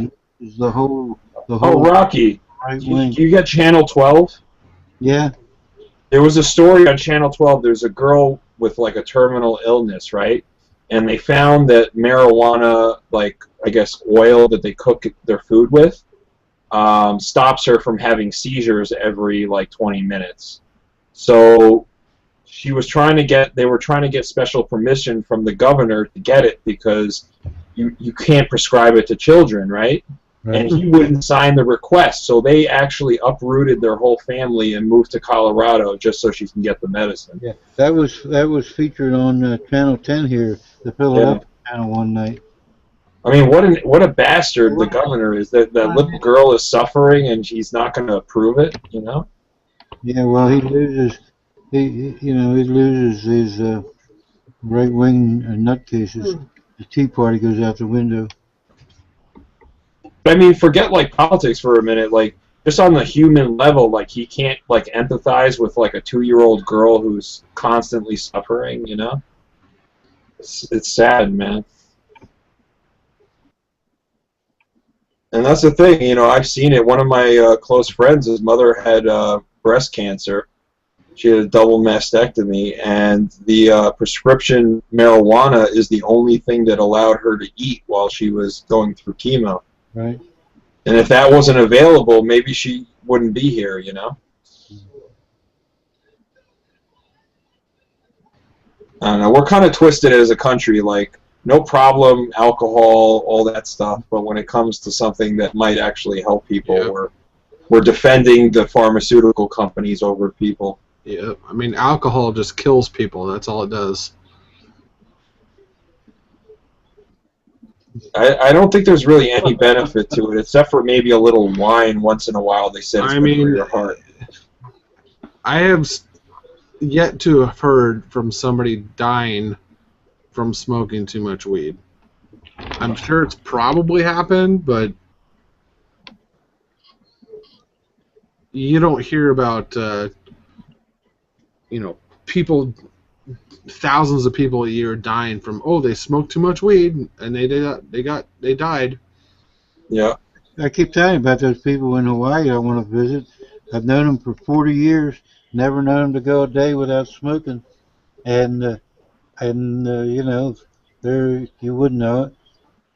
Exactly. Yeah, because they're probably like highly functional individuals because they're so used to it, you know?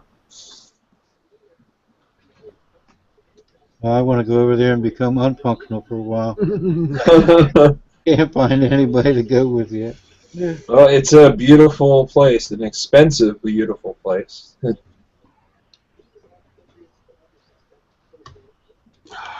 Hey, Mike, Yes. you got your book there. How many 2006 Eagles were minted? What kind of 2006? I don't know, just a plain eagle. So it'd probably be the highest mintage. 2006 W, 10.5 million. Okay. Because I got a few of them, I was just wondering. That's still pretty desirable. Yeah, they got the burnished at 460,000, and then the 2006 W. What was the year? Was it like in the 90s? There was one year where if you had a roll of those, you made, you know, a lot of money on it. Well, it is the 2005 P. It's 430,000, and then the 95 P, and the 95 W there were 30,000. Damn. And that's the most expensive. If you have a proof 95W, it's $3,000. Jesus. And I've looked at those on eBay, and that's exactly what they go for, if not more. Jesus Christ, can you imagine buying that coin back then? And those, well, they came in some type of set. I can't remember. It was A prestige set or something? yeah, it came with, it was like the whole year set or like a 5-coin set, something like that. So you'd have to break it out. They do those that with like the gold sets once in a while, the prestige ones. Well, that's how it is. I mean, a lot of those sets, there's always like one coin where that's the only way to get it. Yeah. Kind of like the Buffalo when they had the fractional ones that one year. Yeah, a lot of times it's the fractional, like a 10th ounce or a 20th ounce. The 08 one. Yep. It's crazy. Like the fractional 08 Buffaloes go for more than like the full ounces. Some of them. And it's tough because at the time you don't know it. You don't know that that's what it's going to be. Yeah. Right. So I had that set. I wouldn't break that set up no matter what the. It's like hitting the lottery, Yeah, it's almost like you have to buy every set that comes from the U.S. Mint every single year, and then like every 10 years, one of them will hit, right? Yeah. Get the shovel out. Because it's still made on demand, and so there just wasn't any demand for it.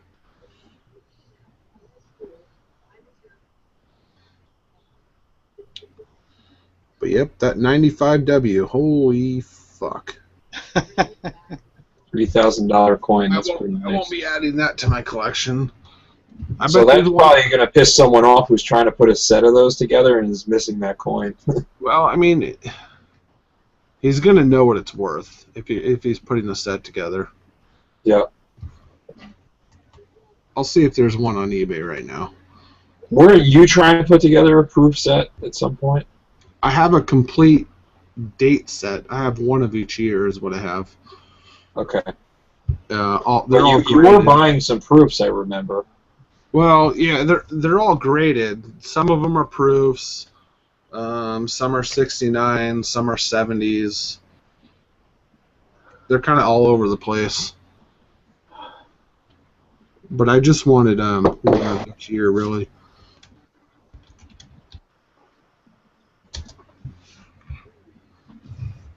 Definitely the proof Eagle is like the finest example. I mean, I know they have the burnished and all these other things coming out, but I bought a 86 proof the other day. Just like loose? No, it's graded. And they're not that expensive. It was $60. Oh, nice. For a 69. Let's see how it's first. Let's see if one of these shows up. Okay, there's a 1995 W proof PF70 for $18,000 right now on eBay. Jesus. Man. See, like, these aren't graded or anything, but I'm putting together this full set of the 10th ounce. And I think I'll just keep collecting them until one day I unload them, and I think the complete set will probably go for more than, piecing them out. Yeah, the 69s dropped down to about 4,000. 3,200. Yeah, and that's it. Damn, so man. here's one of it's a 10th anniversary set is what it is. It's a 10th anniversary gold and silver proof set, and that's where that 1 ounce Eagle comes from. And so this one is $6,500 and it has 11 bids on it. Jesus. So that's going to sell. And you could have ordered that from the Mint. Who knows what they wanted for it in 1995? A couple hundred bucks, maybe. I mean, $500, maybe. Yeah. Damn. Talk about a return on an investment.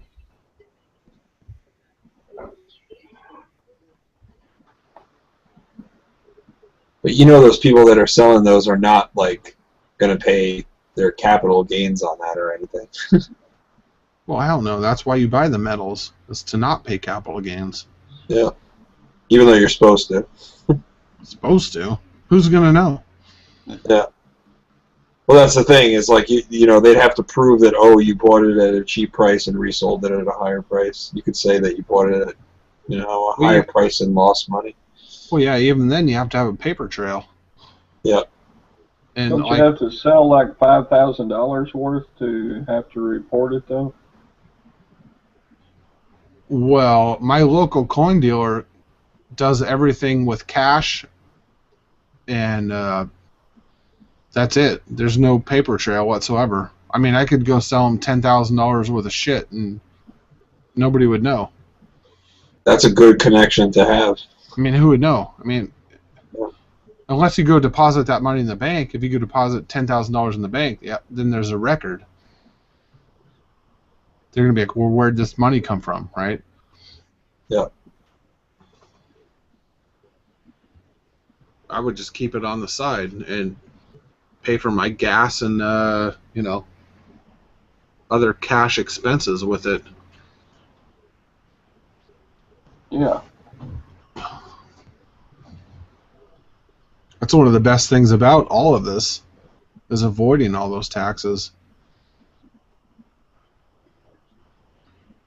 Now, if you sell it on eBay and you sell whatever, I think it's 5,000. Is it 5,000 a year or something like that? Then they'll send you all the paperwork and make a documentation of it. But even then, can't you say that you lost money on it? Yeah, because they don't know what you paid for it, right? Yeah. It's like a garage sale, It's like you're clearing that stuff out. The government, if you can't produce a purchase price on that, the government assumes the purchase price was zero. They do that with stocks all the time if you don't do a Schedule C. Yeah, but if I buy, like, let's say I sell a piece of stereo equipment for $500, but I bought it for $1,000, I actually lost money, but how do they know that?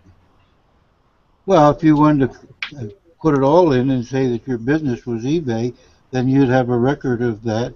You wouldn't be any capital gains on it. Yeah. I guess I'm not running a business on eBay. No, but I'm saying you start selling coins at $3,000, $4,000, somebody's getting some notification on that. Yeah. Yeah. If you do that, yeah. But if you're selling small things, it's kind of easy to stay under the radar. I bet.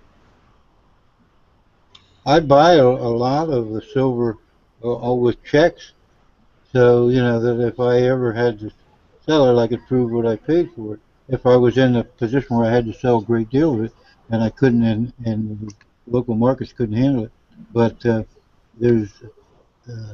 they can't go back to that and say where is it, So you save all your canceled checks? Well, I don't have to. They're electronically saved. Yeah. What if you sold to like AppMex or something? Wouldn't they? Well, then I could prove whether I lost money or didn't lose money. Yeah. Yeah, but don't banks only keep canceled check records for like a certain amount of years? Well, I don't know how long. I mean, everything's electronic now. So Yeah. I usually only go back like 2 years to find out. A lot of times I don't know what the fuck I spent. So I go back and just see how many have SIL on them, meaning that was a silver purchase. Just to figure out what I am spending. Well, I'm not going to sell anyway. I mean, I'm what FT was talking about earlier. The major threat with me is the inheritance tax, and that's the way I'm avoiding it by leaving people silver and no record of them. They know where it's at. Well, most of them already have it. So. Yeah, that's a great way to do it, isn't it? Yeah, isn't it with the inheritance, the government gets a cut right off the top? Oh, yeah, but see, in New Jersey gets 15% of everything over $500 if you're not leaving it to a relative, and then the feds get 55%. So everybody I'm leaving it to is a non-relative, So fuck them. I'm not giving the government 70% of every dollar I'm giving away. So Where do they get off thinking that like it's crazy? Like you work all your life and then they have rights to stuff you've already paid taxes on? yeah, especially I mean,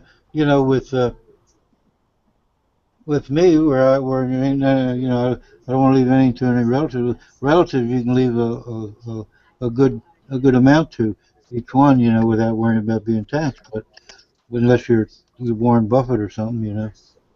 Yeah, I heard your first 5 million you leave your family is non-taxable. Then they start taxing after that.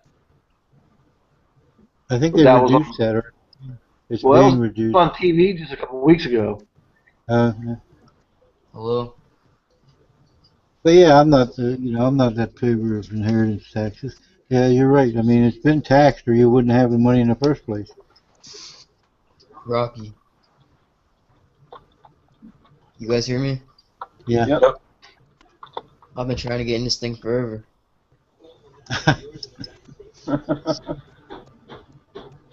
How'd you find your way in? It took me 20 minutes to find my way in.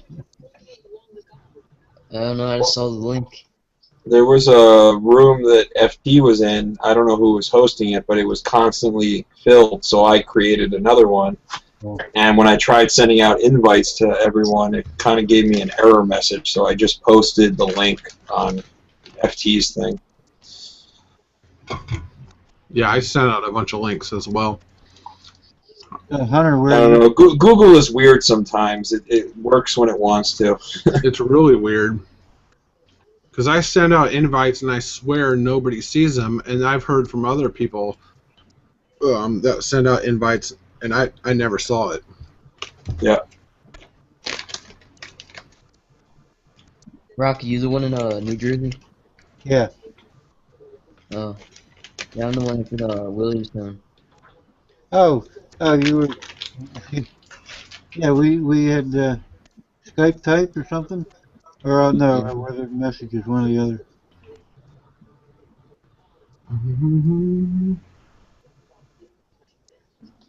When you heading down to the flea market? Whenever I get time. Or, I don't know, whenever my mom takes me. I'm only 15. Oh, geez, forget it. I wish there were some good flea markets by me. There probably are. I just don't know where they are. How close are you to? Let's see, The Meadowlands one? to Columbus? Ooh, I don't know where that is. On the northern part of 206. That's a huge flea market. I know there's at least one coin dealer there, probably several. It's called Columbus, New Jersey. Yeah. Okay. Yeah, I mean, a good flea market near me would have like, I don't know, 100 to 150 sellers, maybe. 100 maybe, actually. Yeah, it's not the size, like ours. Sometimes we could have 4 coin dealers there, and our flea market is a couple of Yeah, hundred, maybe. but I never see coin dealers. Never. I'll see. Maybe you ought to open one up. Or should. But it's just like, I don't know, it's just like a bunch of people that want to buy tools and cheap clothes. You And never know. Look at me. I bet you, I don't know. I wouldn't even like you to don't even think how want to much money I say. spent. My shoes have got tape holding them together. I always I mean, I got a dozen of these T-shirts. I always wear the same V-neck shirt with black shorts, so people don't know that what's making me walk sideways is carrying silver out of the flea market. Yeah. Yeah, you're right. You don't know who's out there.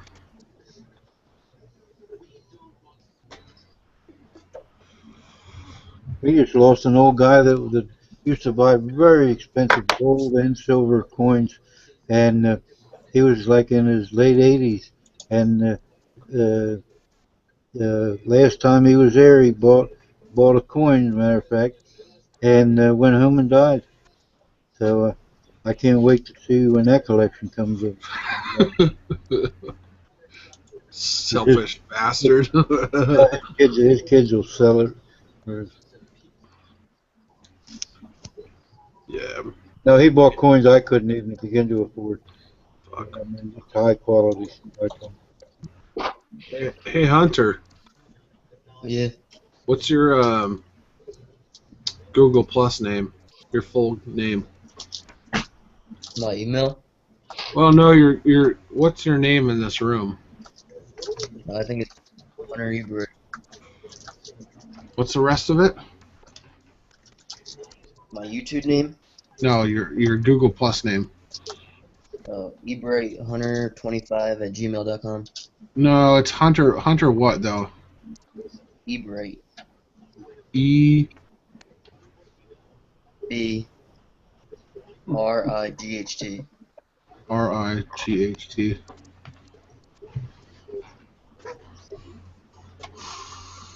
Doesn't show up.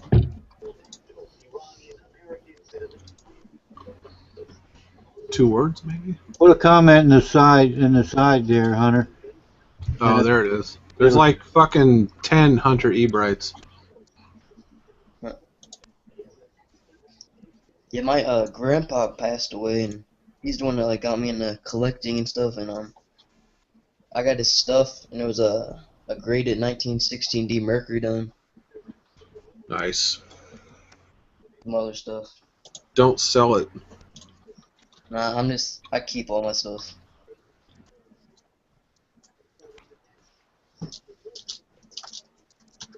Don't sell any of it. Mm-hmm.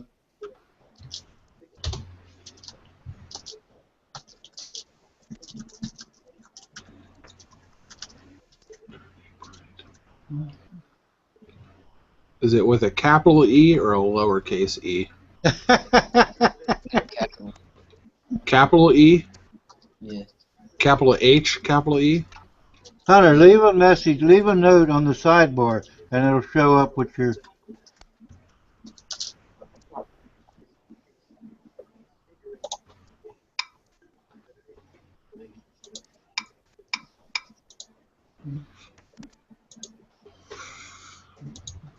I mean, I'm looking for new people to talk to. I'm tired of talking to all these old people. Not Hey, old now. as- Hey. No, not old as an age, not old as an age. We Old know. as in people that are around every single day. Well, I haven't been. Well, me and Rocky haven't been around in a while. Well, yeah, I know. That's why I was like, holy shit, lag over. I just made a comment. Yeah, I was actually kind of dead to the community for a while, literally. But, you know. If Jay shows up, then I'll fucking freak out. Some people just take a break, I guess, or for whatever reason. But, Oh, yeah. I understand. Well, good reason. yeah. Ivan, Mobley, Frank. Well, yeah, I mean, I need to take a break from those people because it's like the same thing every night, and then it's just... The same political discussion. Yeah, it's not about coins anymore. It's just nonsense.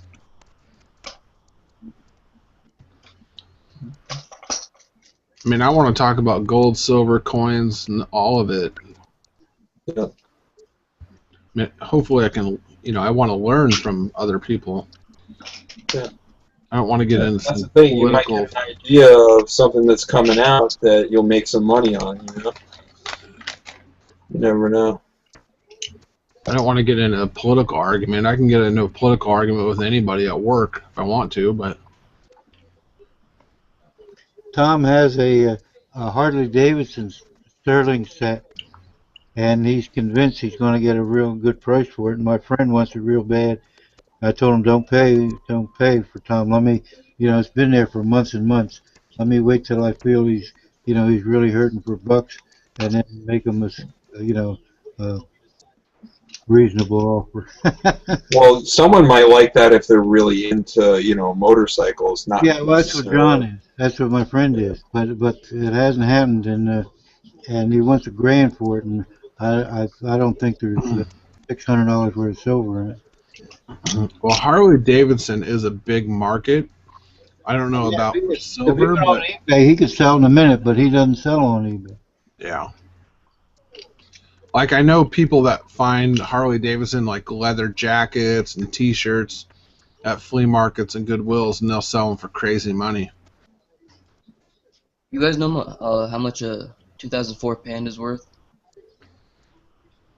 2004 Panda. Yeah, I picked up a whole bunch of 2013 Pandas and this for $30 a piece. I only got 2010 through 14 Pandas, but they're all graded 70s. Those are mainly just to flip. I just bought some stuff from Silver and Guns. There's some Pandas that are like special editions from like I think the Chicago A&A show or something, and those Pandas go for nice money. Provident Metals sells 2004 Pandas for $84.95. What? I got it for $30.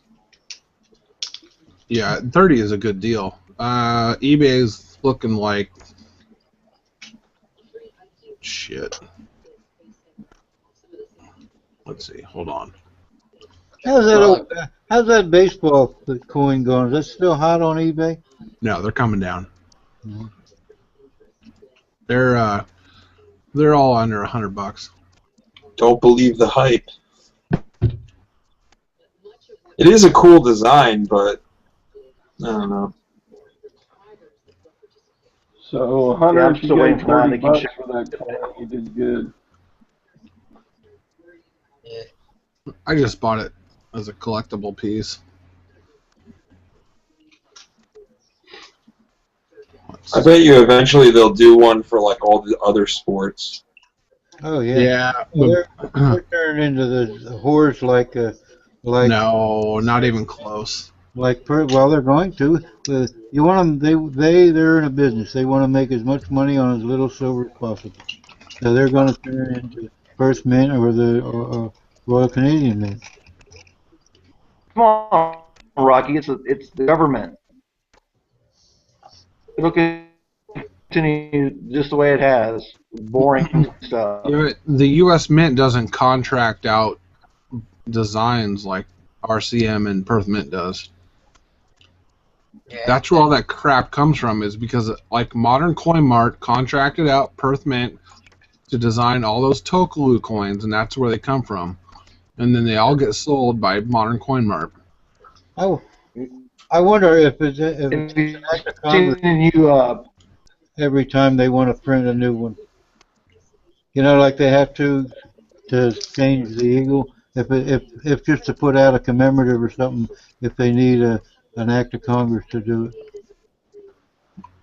I think it's an act of Have you seen Congress. that new? Have y'all seen that new Provident Hercules series they're advertising now? Yeah, I was talking about it before, that they're kind of mooching off the hotness of the coins coming from the Perth Mint, and they're making like a knockoff. Yeah, Hunter, that 2004 is like a $67 ungraded. That's a good score if you got it for 30. Well, can you see it in my video right here? Yeah. That's like $60. As long as it's not a fake. You got it. Somebody always had to include that. No, that's the thing with Pandas. The only way I get them is graded because I don't trust them otherwise.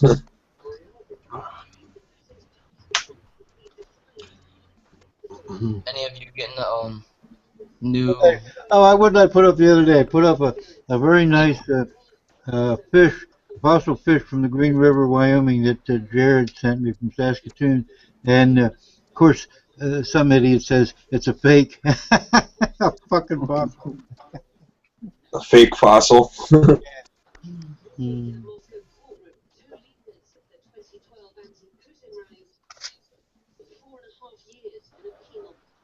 I think recently in China they found some sort of dinosaur that had like 4 different wings. and they're able to see like how modern birds evolved from that. It's pretty crazy. Yeah, I saw that, and they just discovered another smaller dinosaur that they think because of the shape of its head and all burrowed in the ground to find uh, Their food. they don't allow sales of fossils out of China anymore. I've got a Sino-Hydrosaurus I paid $100 for. Goes for about 500 now because they don't allow them to be exported anymore. It's amazing what we don't know. Still. Yeah, a lot. Especially if you're from Alabama. You know, we used to always think like all the dinosaurs had like lizard type skin. Meanwhile, a lot of them had feathers, believe it or not. Hey Hunter, what were you going to ask? Get a question. Any of you gonna get the new 10-ounce Royal Canadian Mint bar? It's just a bar. Yeah, the new one. I mean, probably not. I don't see much of a difference from one 10-ounce bar to another. You must get a pretty good allowance there, Hunter, or you got a job. I got a job. I mean, if you want to buy bars, buy the cheapest one you can find. Get It some doesn't matter. NTR bars, some OPM. Yeah. Those are If usually- you want to buy a 10-ounce bar, buy the cheapest one you can find. That's all that matters. Yeah, bars, Sunshine, all it is the metal content.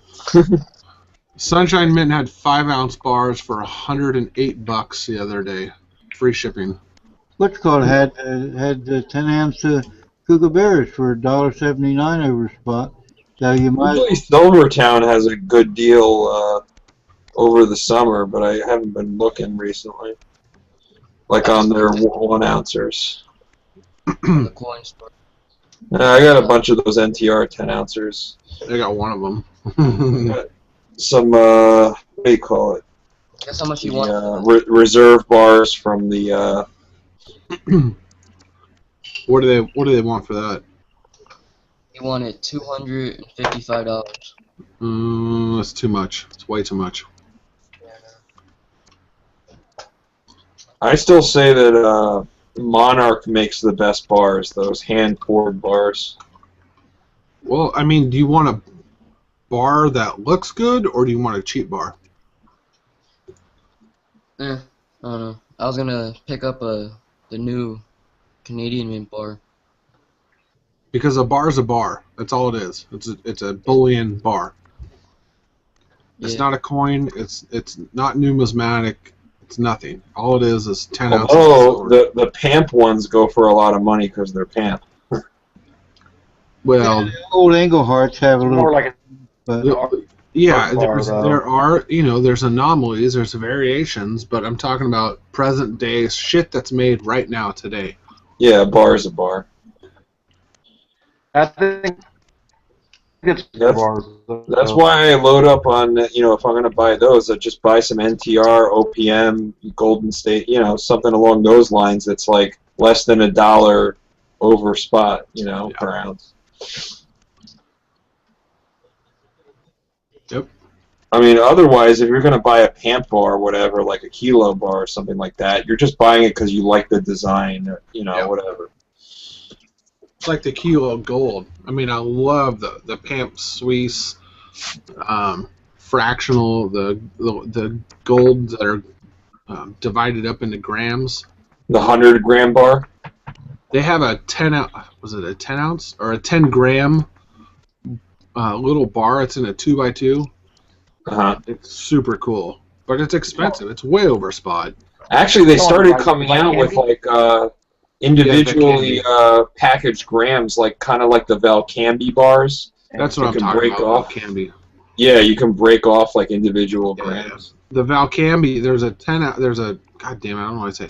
I think it's a 10 gram No, it was more than that. It was 4x5. It was a 20 gram, and it fits in like a 2x2, and it's a flip. It's really cool. Somebody bought one. But they usually price those pretty high for some Oh reason. yeah, it's way over spot. Yeah, Yeah. the silver one's ridiculous. Yep. Yeah, there are people that buy those and break them up and try and sell the individual grams on eBay. Any of you know what this is worth? What year is it? Yes, that's junk silver, right? No, it's a 1932 D Washington quarter. Oh, the $5. looks kind of faded though. Pretty rough. I'll Yeah. look it up here. Hang on a second. It's all about the condition. Worth a gallon of gas. Grading is so subjective. Quarter. What's What up, year? guys? What's up, Lag? Who's that? Mick, How's it going? Been a long time. how you been? Not so hot, but I'm feeling a little better. Well, good to see you back, bro. Hey Hunter, what year was that? 32D. Actually, to be honest with you, that's kind of a key date. It's worth a gallon of gas. A VG8 is $175. Damn.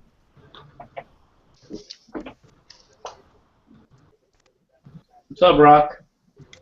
Nothing. Don't sell if it's a 32D. Don't sell it. Just hold on to it until you get it. You know, if you can get it professionally looked at. I know the 32S, and I think the D. I Yeah, think the some people, 32S and the 32D are about the same. Aren't the Franklin proofs pretty desirable? Yeah. Hey I think Hunter, those are pretty easy to put together. do you have a red book? No, I didn't pick one of those up yet. You need to buy one. You can get it for $15 or less.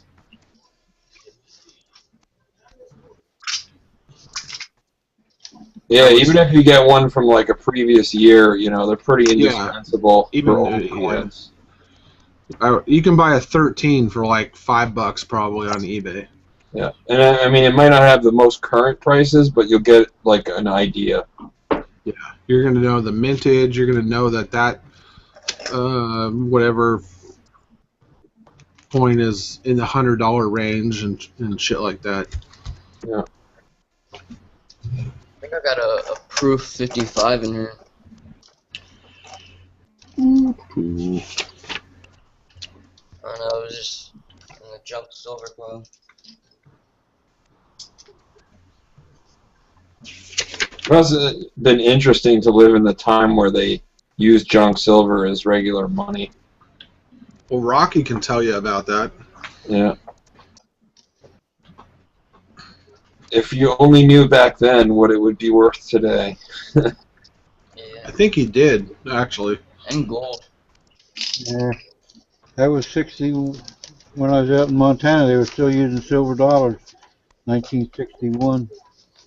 Yeah. I got a Carson City right here. Ooh, what year? 1890.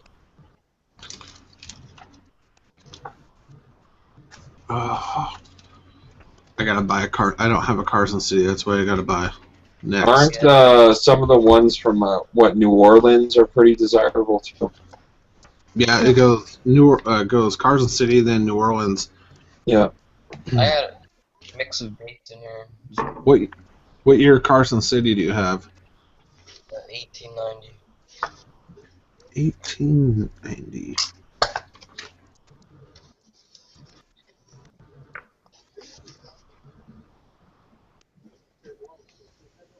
What does it look like? It's about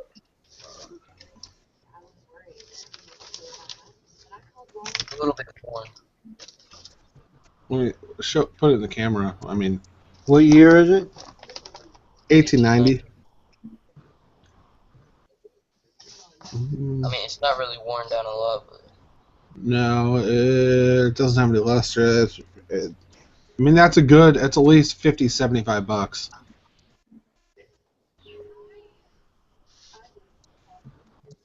If not, if not $100. Yeah, F12 is $96. They got VF20 at 110.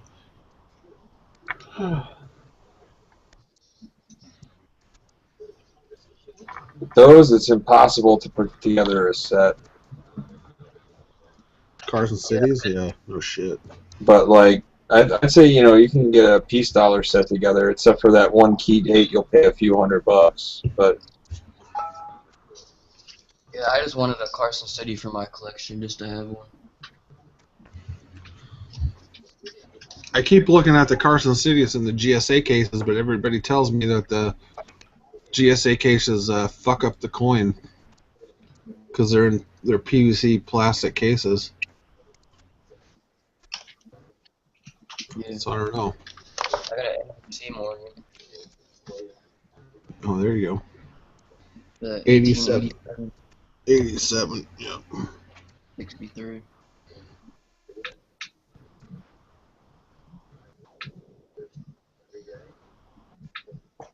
Nice. Yeah, you got a good collection going. Yeah.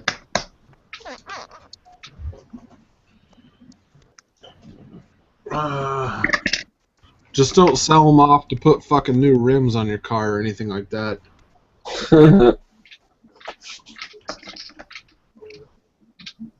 Or a new stereo system. Don't do it. Trust me, I've been there. and you wish you could take it back. Well, I didn't sell any silver. It's just the fact that I paid for it in the first place.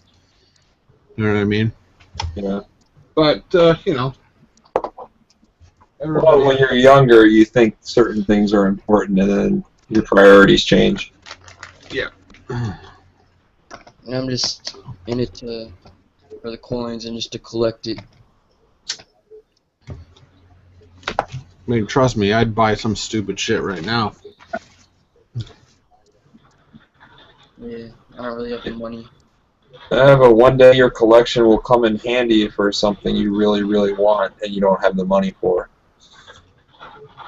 That's what it's there for.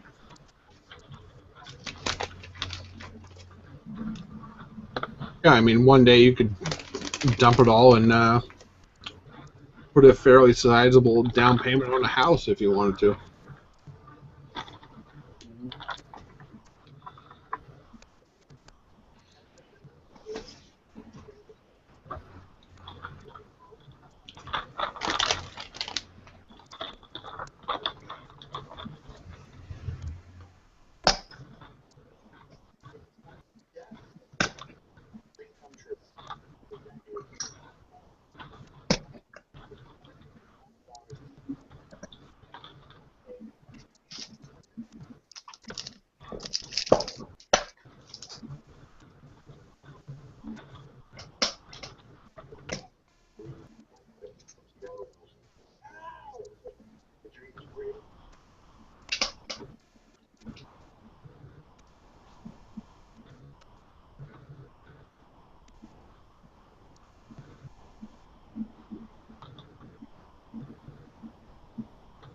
I don't see any gold.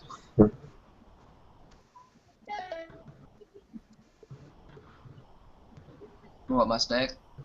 I've got some gold jewelry that I want to scrap, but I don't want to sell it to one of those places because they'll probably rip me off. Mm.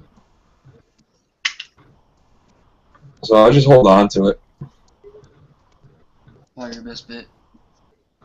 Because I mean, I have a bunch of gold and coins and bars and stuff, but the jewelry I don't wear, it just sits there. But if I took it to a jewelry store, they'd probably offer me less than spot for it.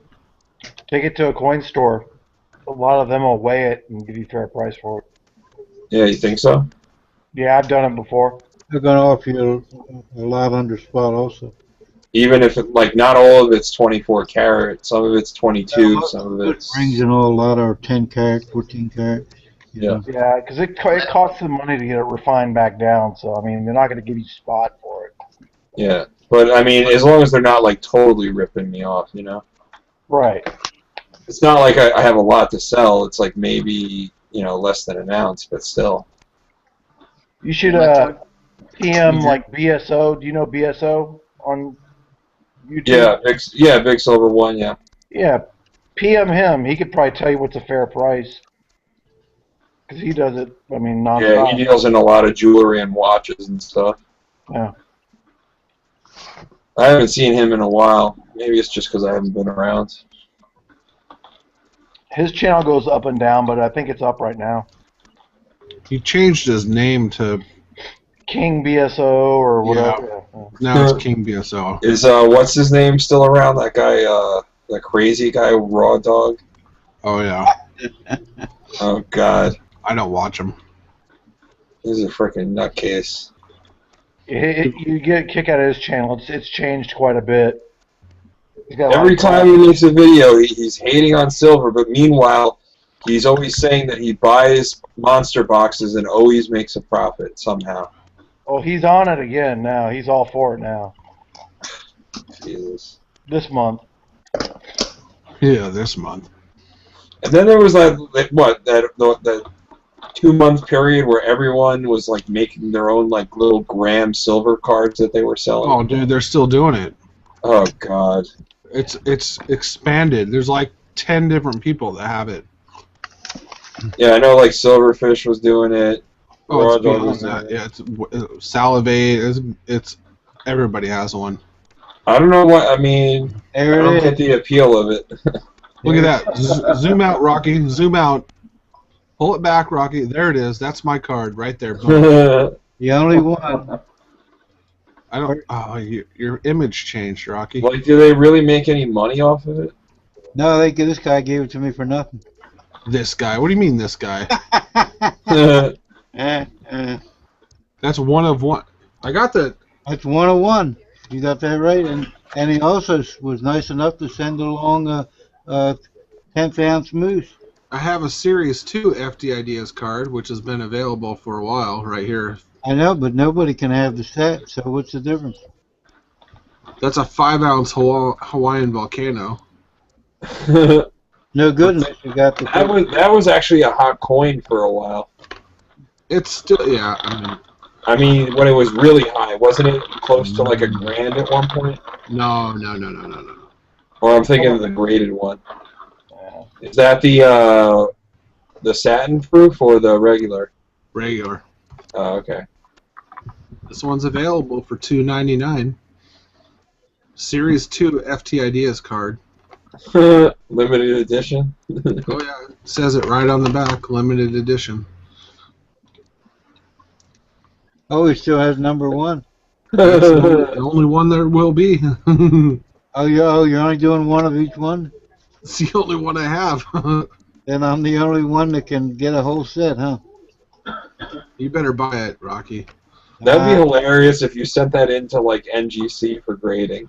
Like the guy who grades it would be like, "What the hell is this?" What? And you should demand like a label with the guy giving someone the middle finger. I was just making fun of everybody. That's all I was doing. His accompanying note. Like, I mean, I get the appeal. Like, whatever, they built a user base and they were trying to make money off of them, but like, that's not the point of having a channel, really. Well, no, I mean, they were selling 1 gram of silver for like, I don't know, $3 or something. Yeah, like, 380 something. And it's just it's jeweler. Do you know what jeweler's silver is? You can buy it in rolls, and they just peel off a gram of it and cut it with a pair of scissors. Huh. You can buy it on eBay, or I found it not on eBay, but I found it on another site. It's so cheap. So what? They weren't making enough money on ad revenue that they had to do that? I don't think they're making any. I mean, yeah. Unless you have a few 100,000 subscribers, you're not making a lot of money. Yeah. I mean, you can make some money, you know, a few hundred, couple thousand maybe here and there, but you're not making crazy money. I just think the whole thing kind of like diminishes what we're all trying to do here. Well, exactly. It's annoying. It's like, oh, buy my silver card, you know, Silverfish silver card, Salivate Metal silver card. The point is to like get into silver and gold to save money and be financially responsible, not to be reckless and spend a lot of money on expensive silver that's not worth it. You know. Well, you know, I got into it with Silverfish VT and Salvate Metal because at the same time they were doing the silver card, they were getting coins sent to them from like AppMax or Provident to do a commercial on, basically is what it was. So they got to like promote their sites. Exactly, to promote the coin. They were getting it came in a package with a single coin right before it was released. It's like see right through that shit. Yeah. But they're like, you know, if I can get free silver, you know, whatever.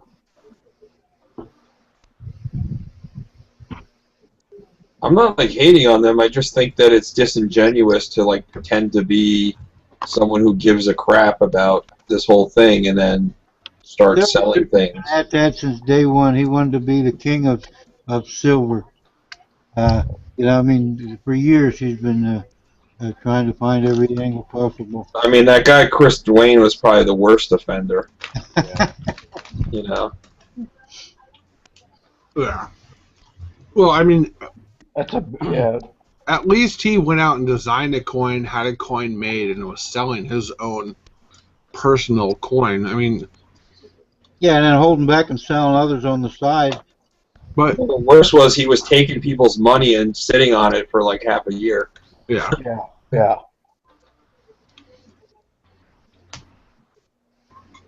But selling a gram of silver, a generic gram of jeweler silver that you cut off with a pair of scissors, I mean, that's a joke. That fucking, what's his name put out? Don Harold. It's all fucking Don Harold design. Were y'all able to confirm he was behind that, or is that just? Oh man, that guy! You remember when we got him in the chat a couple of times, and like I don't know, I was like ripping on one of his friends, and he got pissed off and left. Yep. He couldn't take the heat, you know, when you know, it's not like I was attacking him or anything. I was just calling him out and his friend out on some of their bullshit, and he just didn't like it.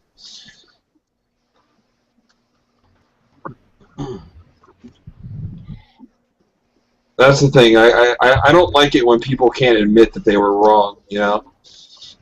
It's like Raw Dog or whatever. Like, he always claims that every trade that he makes with silver is always a profitable one, but that's bull. You can't be profitable 100% of the time. No, not at all. Like in anything, you know, like in the stock market, you can't beat the market every time.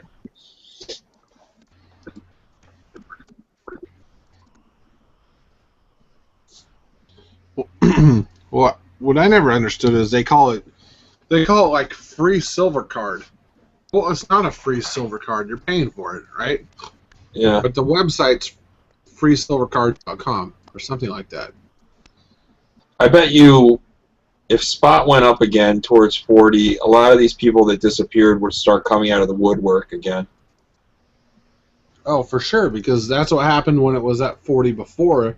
You had all these you know, infomercials on TV talking about we buy gold, we buy silver, send us your silver and gold, and all this other bullshit. Yeah.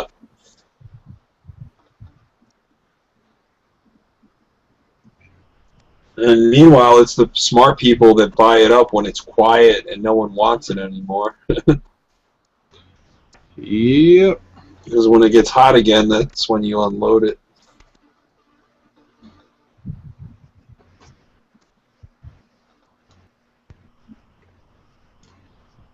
I think wasn't there like that episode of Pawn Stars where some guy sold like 1,000 ounces of silver? Yeah, he came in with a bunch of big bars. Yeah. Like, did he get a good price, or did they like rip him off or whatever? I don't remember, but it was a considerable amount. I mean, He had over 90% coins, and he bought it a while ago, but he made a good profit.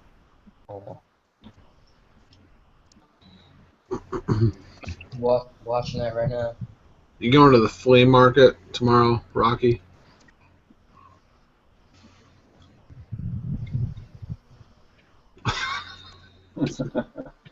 No comment. We can't hear you, Rocky. You're on mute.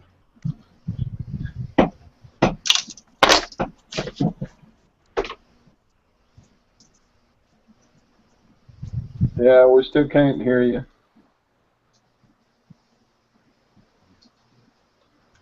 You broke your microphone.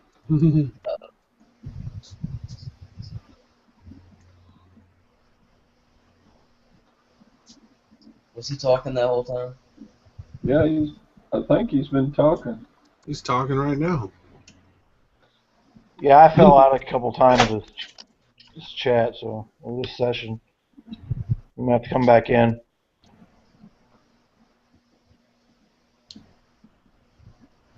Now he's typing. One finger at a time.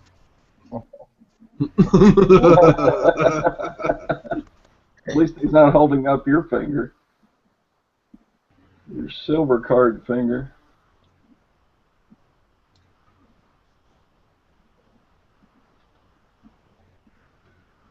Oh. I Well, don't know what he did. he forgot the alphabet.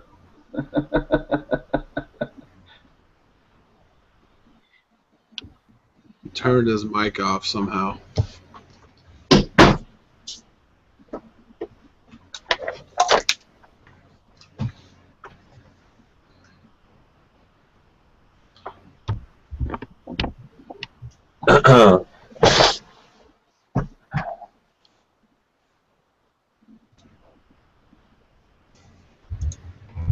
So, why was that chat you were in before private? It's always private, dude. That chat runs 24 hours a day, 7 days a week. Seriously? I'm not even kidding. Right, fucking silver hair? Can you hear me now? They're Yes. all Yeah, we can hear you. Yeah. Yeah, you're right. I couldn't leave a message. The damn box wouldn't let me type anything then. And I don't know why my voice shut off. Lag, you know who Mob Deep is? That sounds familiar. So he has his room is up 24 hours a day. Oh, and he just lets people come in? Yeah, so the way to find it is to type his name into Google Plus, and Yeah. then if it's up, it'll say Join Hangout. But it's not. I'll show you his name. It's XX Mob. Is Yeah. it 2 B's? Mob D. I remember him. I think I've been in some chats with him before. It's something like that. Yeah, it can get out of control sometimes. Where's that guy from Canada? What's his name? Which one? Silver Troy? George? Yeah, George, I think. He has like that 7-ounce round coin. Yeah, George is around. He was actually in the hospital for a week or so, but he buys like really good stuff. Oh yeah. Yeah, that's the thing I always remember. He had some, interesting coins that not a lot of people have. You talk about double sixes? Yeah, double sixes or George. I mean, he has a lot of the Canadian stuff, obviously, but he also has a lot of the foreign coins. He bought that Kilo Wolf, Howling Wolf, didn't he? Probably. I know he has that 6-ounce round. Yeah, that cylinder coin. Yeah, that thing is badass. I mean, that's the kind of coin I wouldn't mind paying that crazy premium, only because I've never seen anything else like it. Yep. Like the equipment that they had to use to strike it like that probably took a long time to get it just right.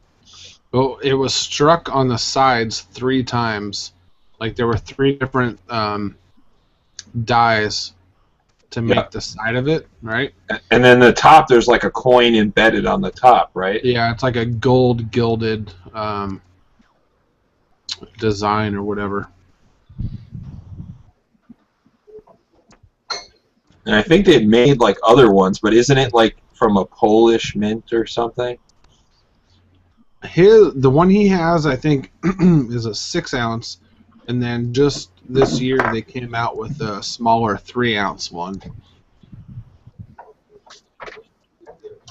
Oh yeah, I remember joking with him like, I bet you there's someone out there that's going to try and get that thing into like a custom case, like graded from like PCGS or something. You know what? I think I've seen it. They'll do it. Probably costs a fortune because it's custom, but yeah.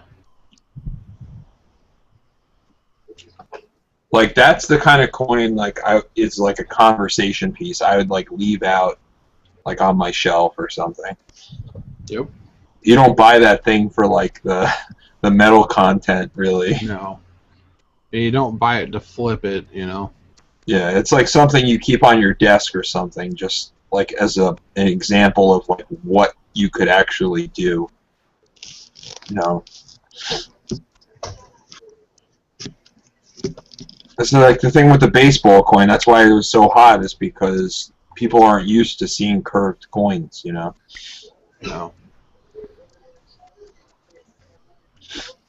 I don't know. I might pick up one of those cylinder coins eventually, but yeah, they got a pretty nice premium on them. yeah.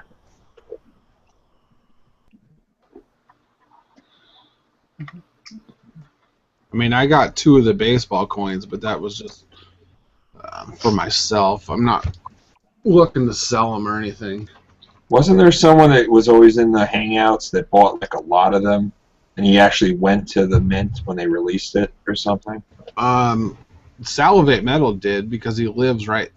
Oh yeah, that's who it is. Yeah. And he went in day 1 and bought them. He bought like all of them, right? Like the proof ones, the clad ones, everything. I'm not sure. He might have bought 1 of each or something like that, but I don't think he got the gold one though. yeah. But he was the very first one to have them and do a video on them. I think Silverhair, didn't he pick up at like a coin show? He picked up a spouse coin, a gold one. Yeah, those weren't too popular, but they might be sleepers because a lot of people don't like them. I think that like a lot of people didn't like the spouse series. I didn't. I know Rocky didn't.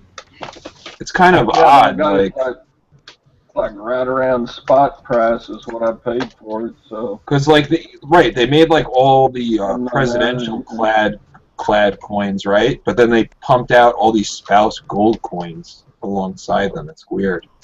So yeah, Silverhair, didn't you get the Holly Madison or whatever her name is? Yeah, Dolly Madison, yeah. Yeah.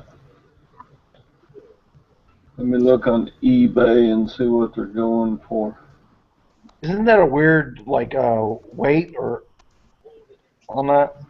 No, it's exactly a half an ounce of Half an ounce. 999. Okay.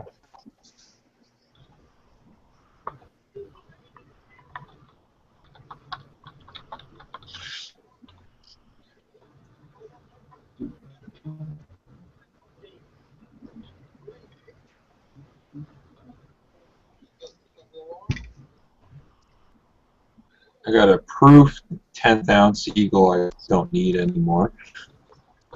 Probably get rid of that. You want to trade it? For the Elvis coin. No, I'll give you something good. You want a high relief snake? Lunar? Yep. What was it? They made like less than 1,000 of those or something? I think more than that, maybe 5,000. Well, 3 to 5,000 maybe. What do you got for This sale? one is forgot what year it is. It has like the Roman numerals or whatever on it, and it doesn't come in like the government packaging. It's just like this. Yeah. I got a couple of extras of these, and it's, I don't know, if anybody wants to trade, I'll trade a high relief snake. I have the full packaging, the box, the COA, everything. Why, you just don't like it anymore? Well, I have 5 of them, so I wouldn't mind trading a couple of them. I think like Silverfish bought up like those, but the gold version or something. Yeah, he bought like some 3 like gold set or something Of those, but I don't know how those are gonna do. Oh no, they've come down in price. Trust me. Yo, FTI. Yep. How much do those snakes cost? Well, I paid 105 or something for them, and you can probably find them on eBay for 80 to 90. Because the thing is, like, once they finish Lunar Series 2 and move on to 3, what's going to happen with all the 2 series that they put out? No. I don't know. You I just think, have like, to, yep. you have to sell them to somebody that wants to put a complete collection together. Yeah. I got, like, the 1 ounce Lunar Series 2, a couple of sets I've been putting together, with the idea that once the run is finished, I'll sell it at the end as a complete set and maybe make some money, but who knows. I need to put a good other set. I only got the dragon and snake. I mean, this was the only time I bought from the Perth Mint directly, and I bought 5 of them for like $108 a piece, and like 2 years ago. So it was a pretty big purchase for me. And I don't know. I mean, they're nice. Well, they're nice, but they haven't appreciated that much. Well, yeah, they haven't really held their value. I You don't. got any junk bars? Junk bars? Yeah, a couple. I mean, I wasn't really worried about it. It was just like I was in the mood. For whatever reason, I was in the mood to like spend kind of a lot of money and buy from the Perth Mint. And I was like, fuck it, I'll buy these. Just see what happens.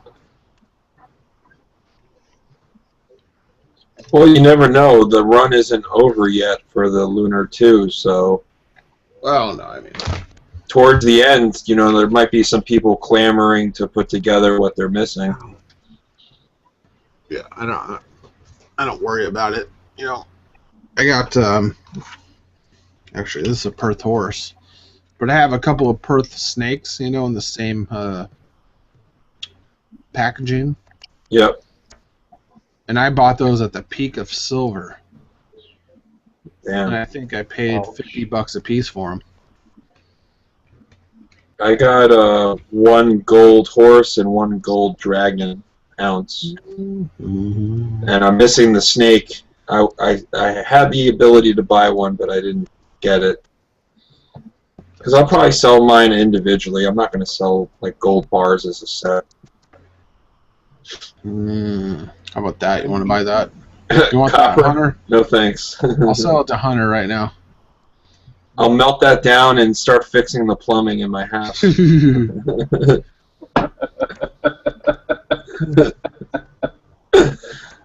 mean, isn't that what people do? Like, they go to abandoned houses and strip out the copper still?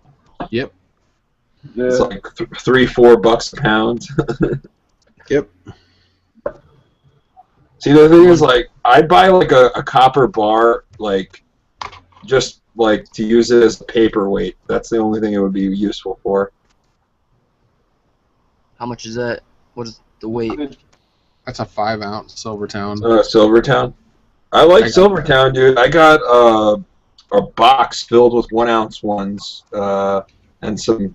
I have some 5-ouncers and some bigger ones. I got this like 2 weeks ago. I like that they always have free shipping on a lot of their products. Yeah. I mean, and the Silvertown stuff has a serial number on it, which really doesn't mean a lot, but it does make it a little different. No, I like their products, man. Whatever that's worth. I don't really own like their prospector rounds or anything like that. I usually just get bars from them. Yeah, I have some. Oh no, I'm thinking of something different. What do I have? I'll break out some of my bars. I got some interesting ones. Hold on. Mike, is that your snake in the link there? No, I didn't put up a link. No, I did. I was wondering if that was the one you have. Oh. Yeah, if it's a 13, well, it's not Chinese. Yeah, that's it. All the packaging and everything. I have. So buy it And now, actually, mine are shit. low numbered. Mine are all like, the serial numbers on mine are like, it's like 496, 497, 498, 499, 500. This is like a whole bag filled with Silvertown 1 ounces. I haven't dealt with these yet, but I bought a couple of rolls of the half-ounce horses, the Lunars. I was going to flip those, but I haven't gotten around to doing that. Hey, I have a couple of those. And then, Don't you have to wait a little longer? They're not yeah, for the Lunar. high valued as they're going to be. Oh man. Well, if you would have bought the OPM 1 bar. ounce, it'd been good. Here's some OPMs. OPMs, yep. Here's some NTRs, 2 of them. TRs, These are really nice. The Reserve Bar from what do you call it? Scottsdale. Yeah, it's kind of pricey, but I wanted one of them because the design is just so nice. I even like the front of it with the big R. It's kind of cool. And here's a bunch of 5 ounces that I got. Were kind of like secondhand market, where they sell ones that could be scuffed up, but they came basically brand new. Pan American and a bunch of different other ones. I really like my Engelhard rounds. Oh, I didn't know. I actually do have the Silvertown. I guess these are maybe the new design. You guys could tell me the this one where it's the Prospector or whatever. I got some of those. Yeah. And I got some Mercury Dimes. I got a lot of Silver Eagles. I'll break them all out. And Pandas. I don't know, that's pretty much what I've been picking up this year. It's just generic and then some government issue stuff. But anytime Silvertown has a nice sale on their stuff, I always pick it up. Yeah, I like Silvertown because I can pay with PayPal. And they're one of the only dealers that I've found that will accept PayPal. I like using electronic checks on Provident. And what's sweet, I thought what was sweet about these, the half-ounce Lunar horses, if you look at like rolls of the other ones, like the snakes and dragons, it's crazy money. So I'm kind of hoping that a few of these rolls will go up in value in the next year or two. I might be wrong. Yeah. Kind of like a gamble, but I think I'll at least get my money back.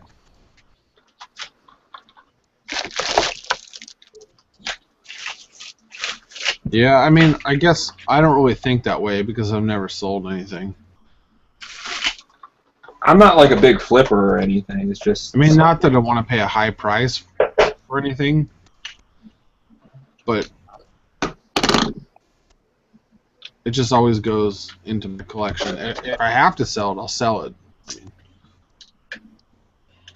Well, my idea was like things like this. Like I'm putting together a few 1-ounce Lunar sets, and I'll sell maybe 2 of them and keep the 3rd one, and use the money from the first 2 that I sold to cover the expense of the first one.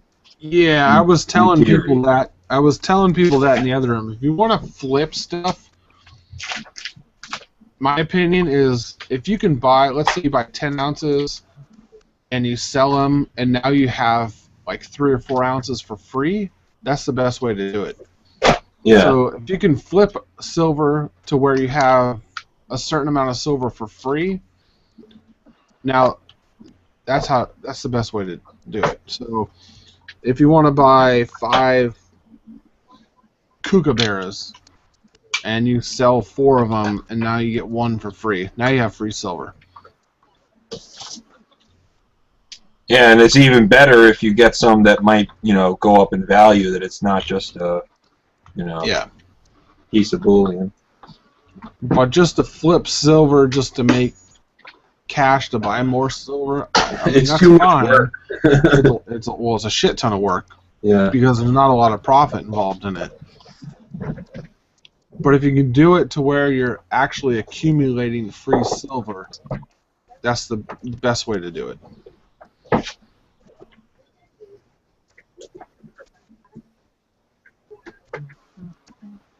Because I listen to these guys all the time. They're like, "Oh, I can make $5 on this. I can make $4 on this." Well, what are you going to do with that $4?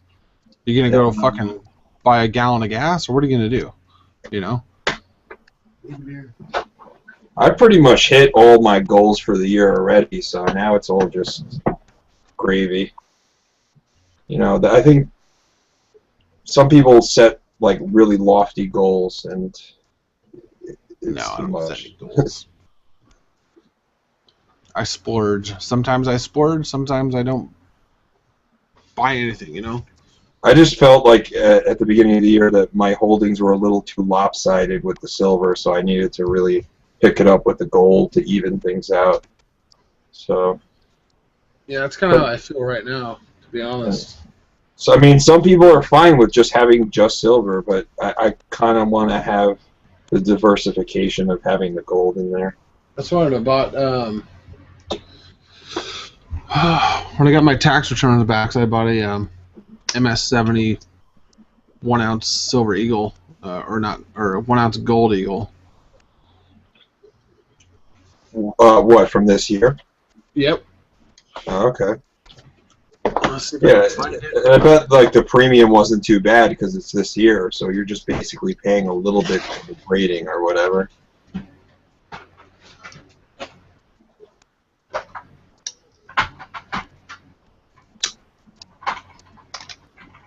That's the thing, like last year, like the smart people were the ones that weren't buying the reverse proof buffalo. They were buying just the regular proof. It had such a low mintage.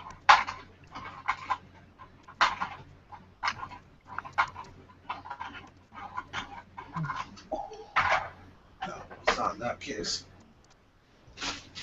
There was a sale a while back from, I'm not sure, I think it was APMEX. And they were doing it through eBay where they were selling graded St. Gaudens, like I think 1921, something like that. And they were selling them basically at or like below like their book value.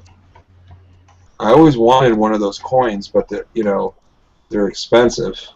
I really like the design on the the eagle on the back. It's very different than like the modern gold eagles. Mm-hmm. Do you own any St. Gaudens? No, I don't. No.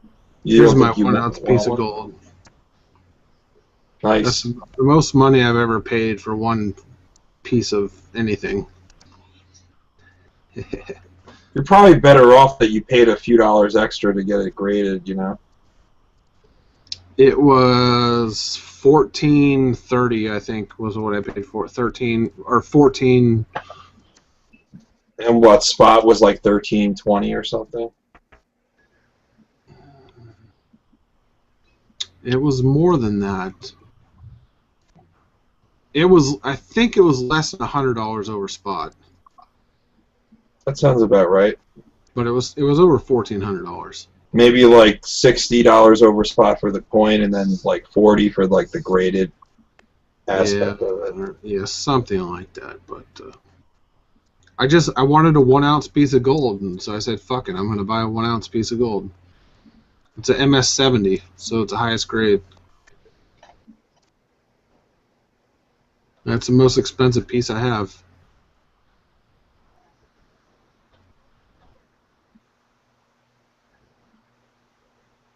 Well, it's nice, man. Just hold on to that. The next piece of gold I have I have a 10th ounce, and I have a 1 gram, and I think that's it.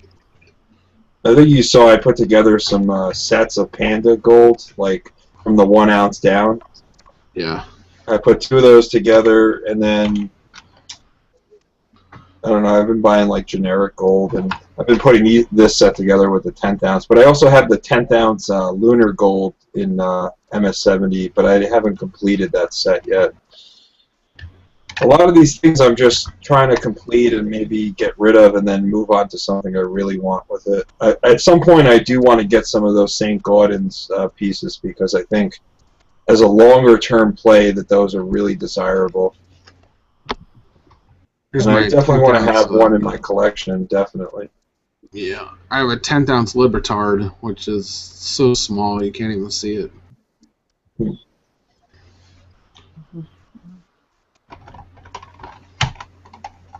What else do I have in this case? A bunch of random stuff. Don't they have like 2 types? They have the Libertad and then the Anza, right? Yeah, I don't know what to do. I mean, there was a design change, but I'm not familiar with all the terminology.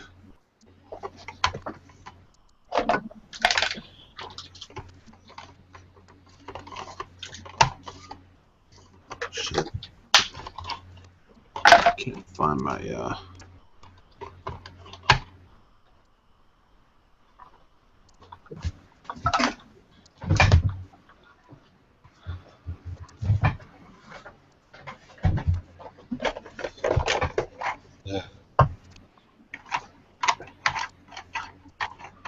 I don't know where my commemorative is. I don't know why, but I bought like a whole rack of MS70 Pandas, like a whole PCGS box filled with them. And I just like put them away, and then I have like half a box filled with this year's Kooks. You ever seen one of these? Oh, what's that? What is that? It's a mint canceled quarter planchette.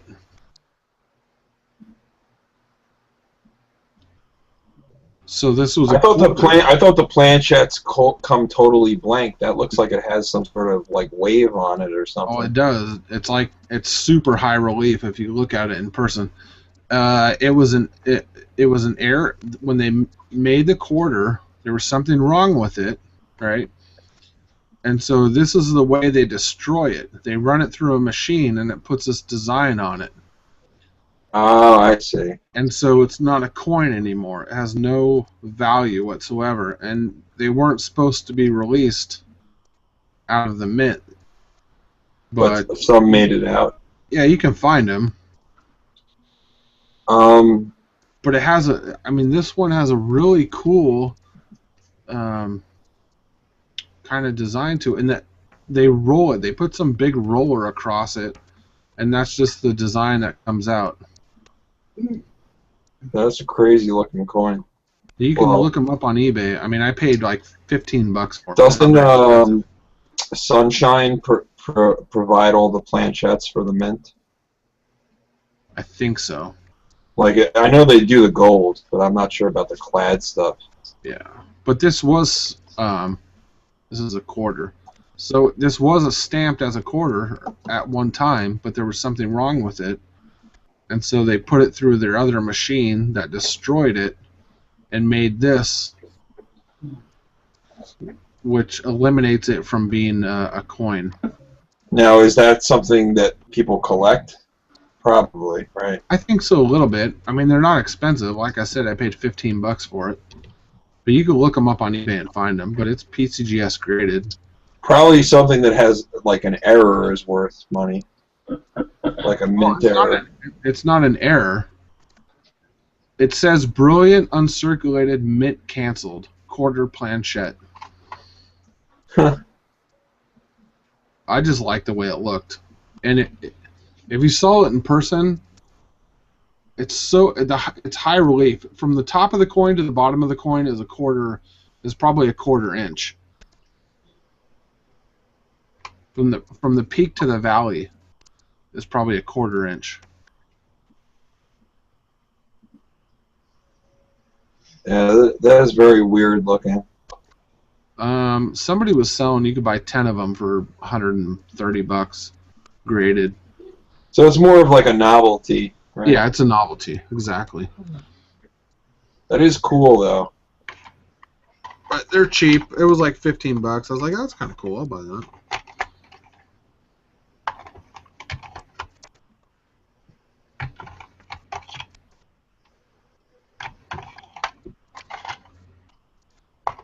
And then, I don't know, my next collection, I'm trying to put together a silver quarter set for the state silver quarters.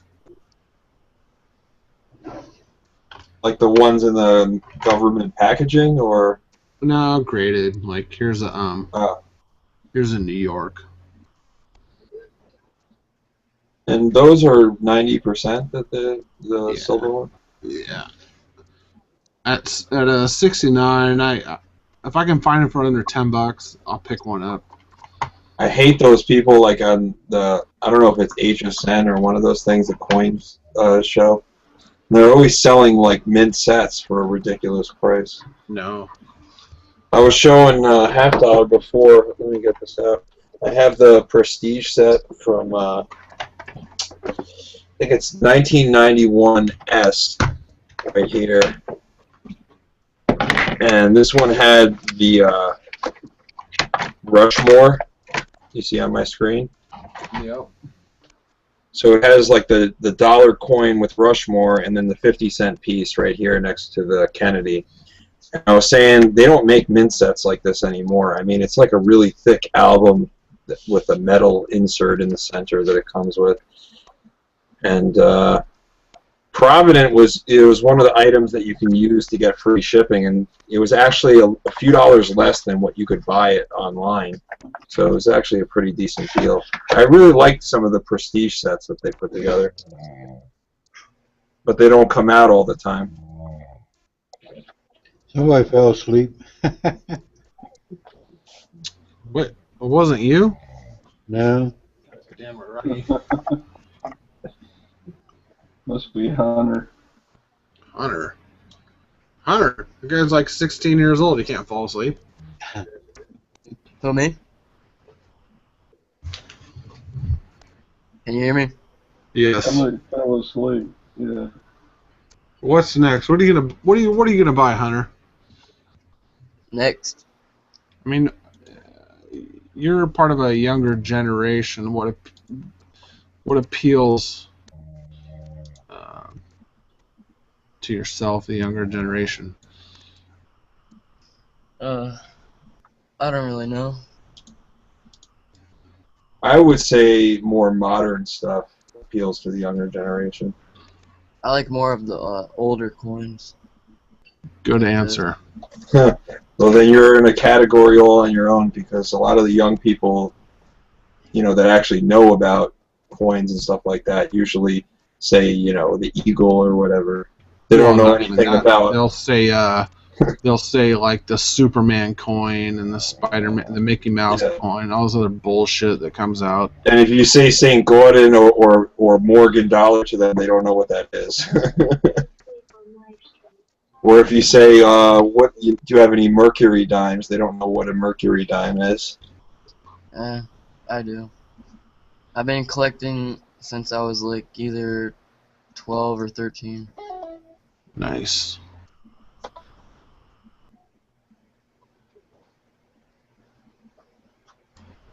Well, the average American doesn't even know what, an eagle is. So. No. Well, it's like I said, there's nobody that I know in my family that would even have a clue. That's like That's what I'm saying. Like everybody, all the kids in school, where I go to school, they don't really know anything about it, and they're all into like paying like $200-300 for like a pair of shoes. Yeah, or the next iPhone or some bullshit, or Yeah. or, I just see that as a waste of money.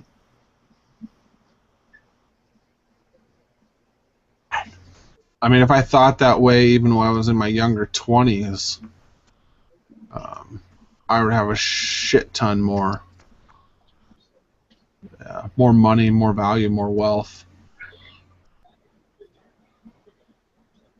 I mean, it's not to say don't have any fun or anything like that, but you can pick your spots, you know what I mean? Well, more than anything, I think it's nice to have a peace of mind, and like knowing that it's there for you. Because I know a lot of people my age right now who make more money than I do, and they're always broke. Mm-hmm. And it's not because they have like a huge debt or student loan or anything. They just spend every paycheck that they make.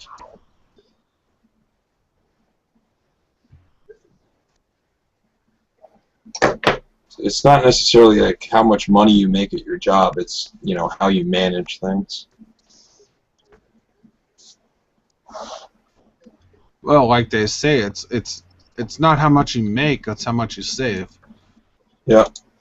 I saw that video. When I was younger, I would go out on a Friday night and spend not crazy money, but like $100-200 like it was nothing. Yep. Just on drinks at a bar or whatever. Oh, yeah. And then I'd regret it. I've been there.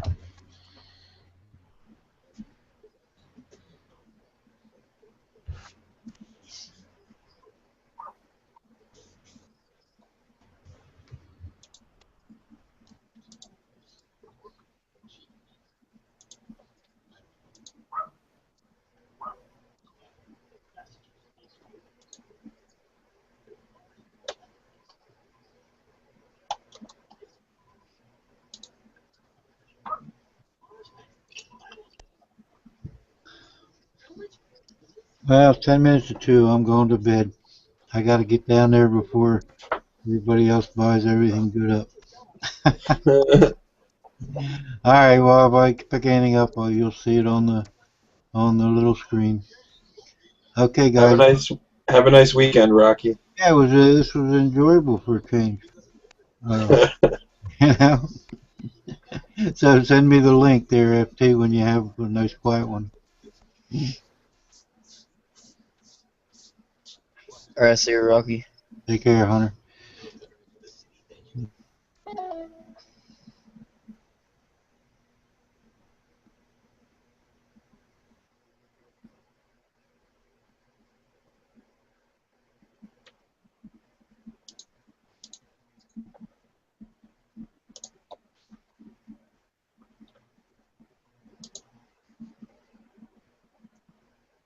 I think I'm going to call it a night soon myself, but I can leave the room open if you guys want it.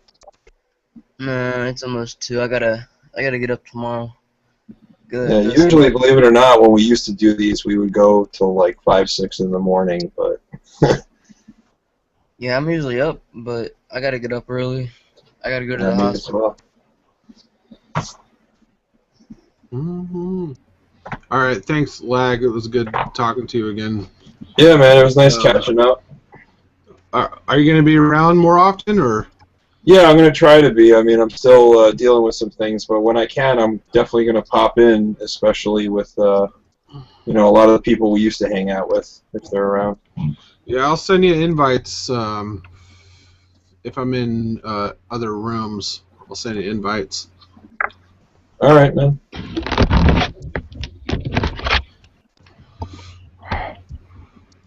So I'll probably just shut this down in about 10 minutes or something. I gotta get off and go to bed.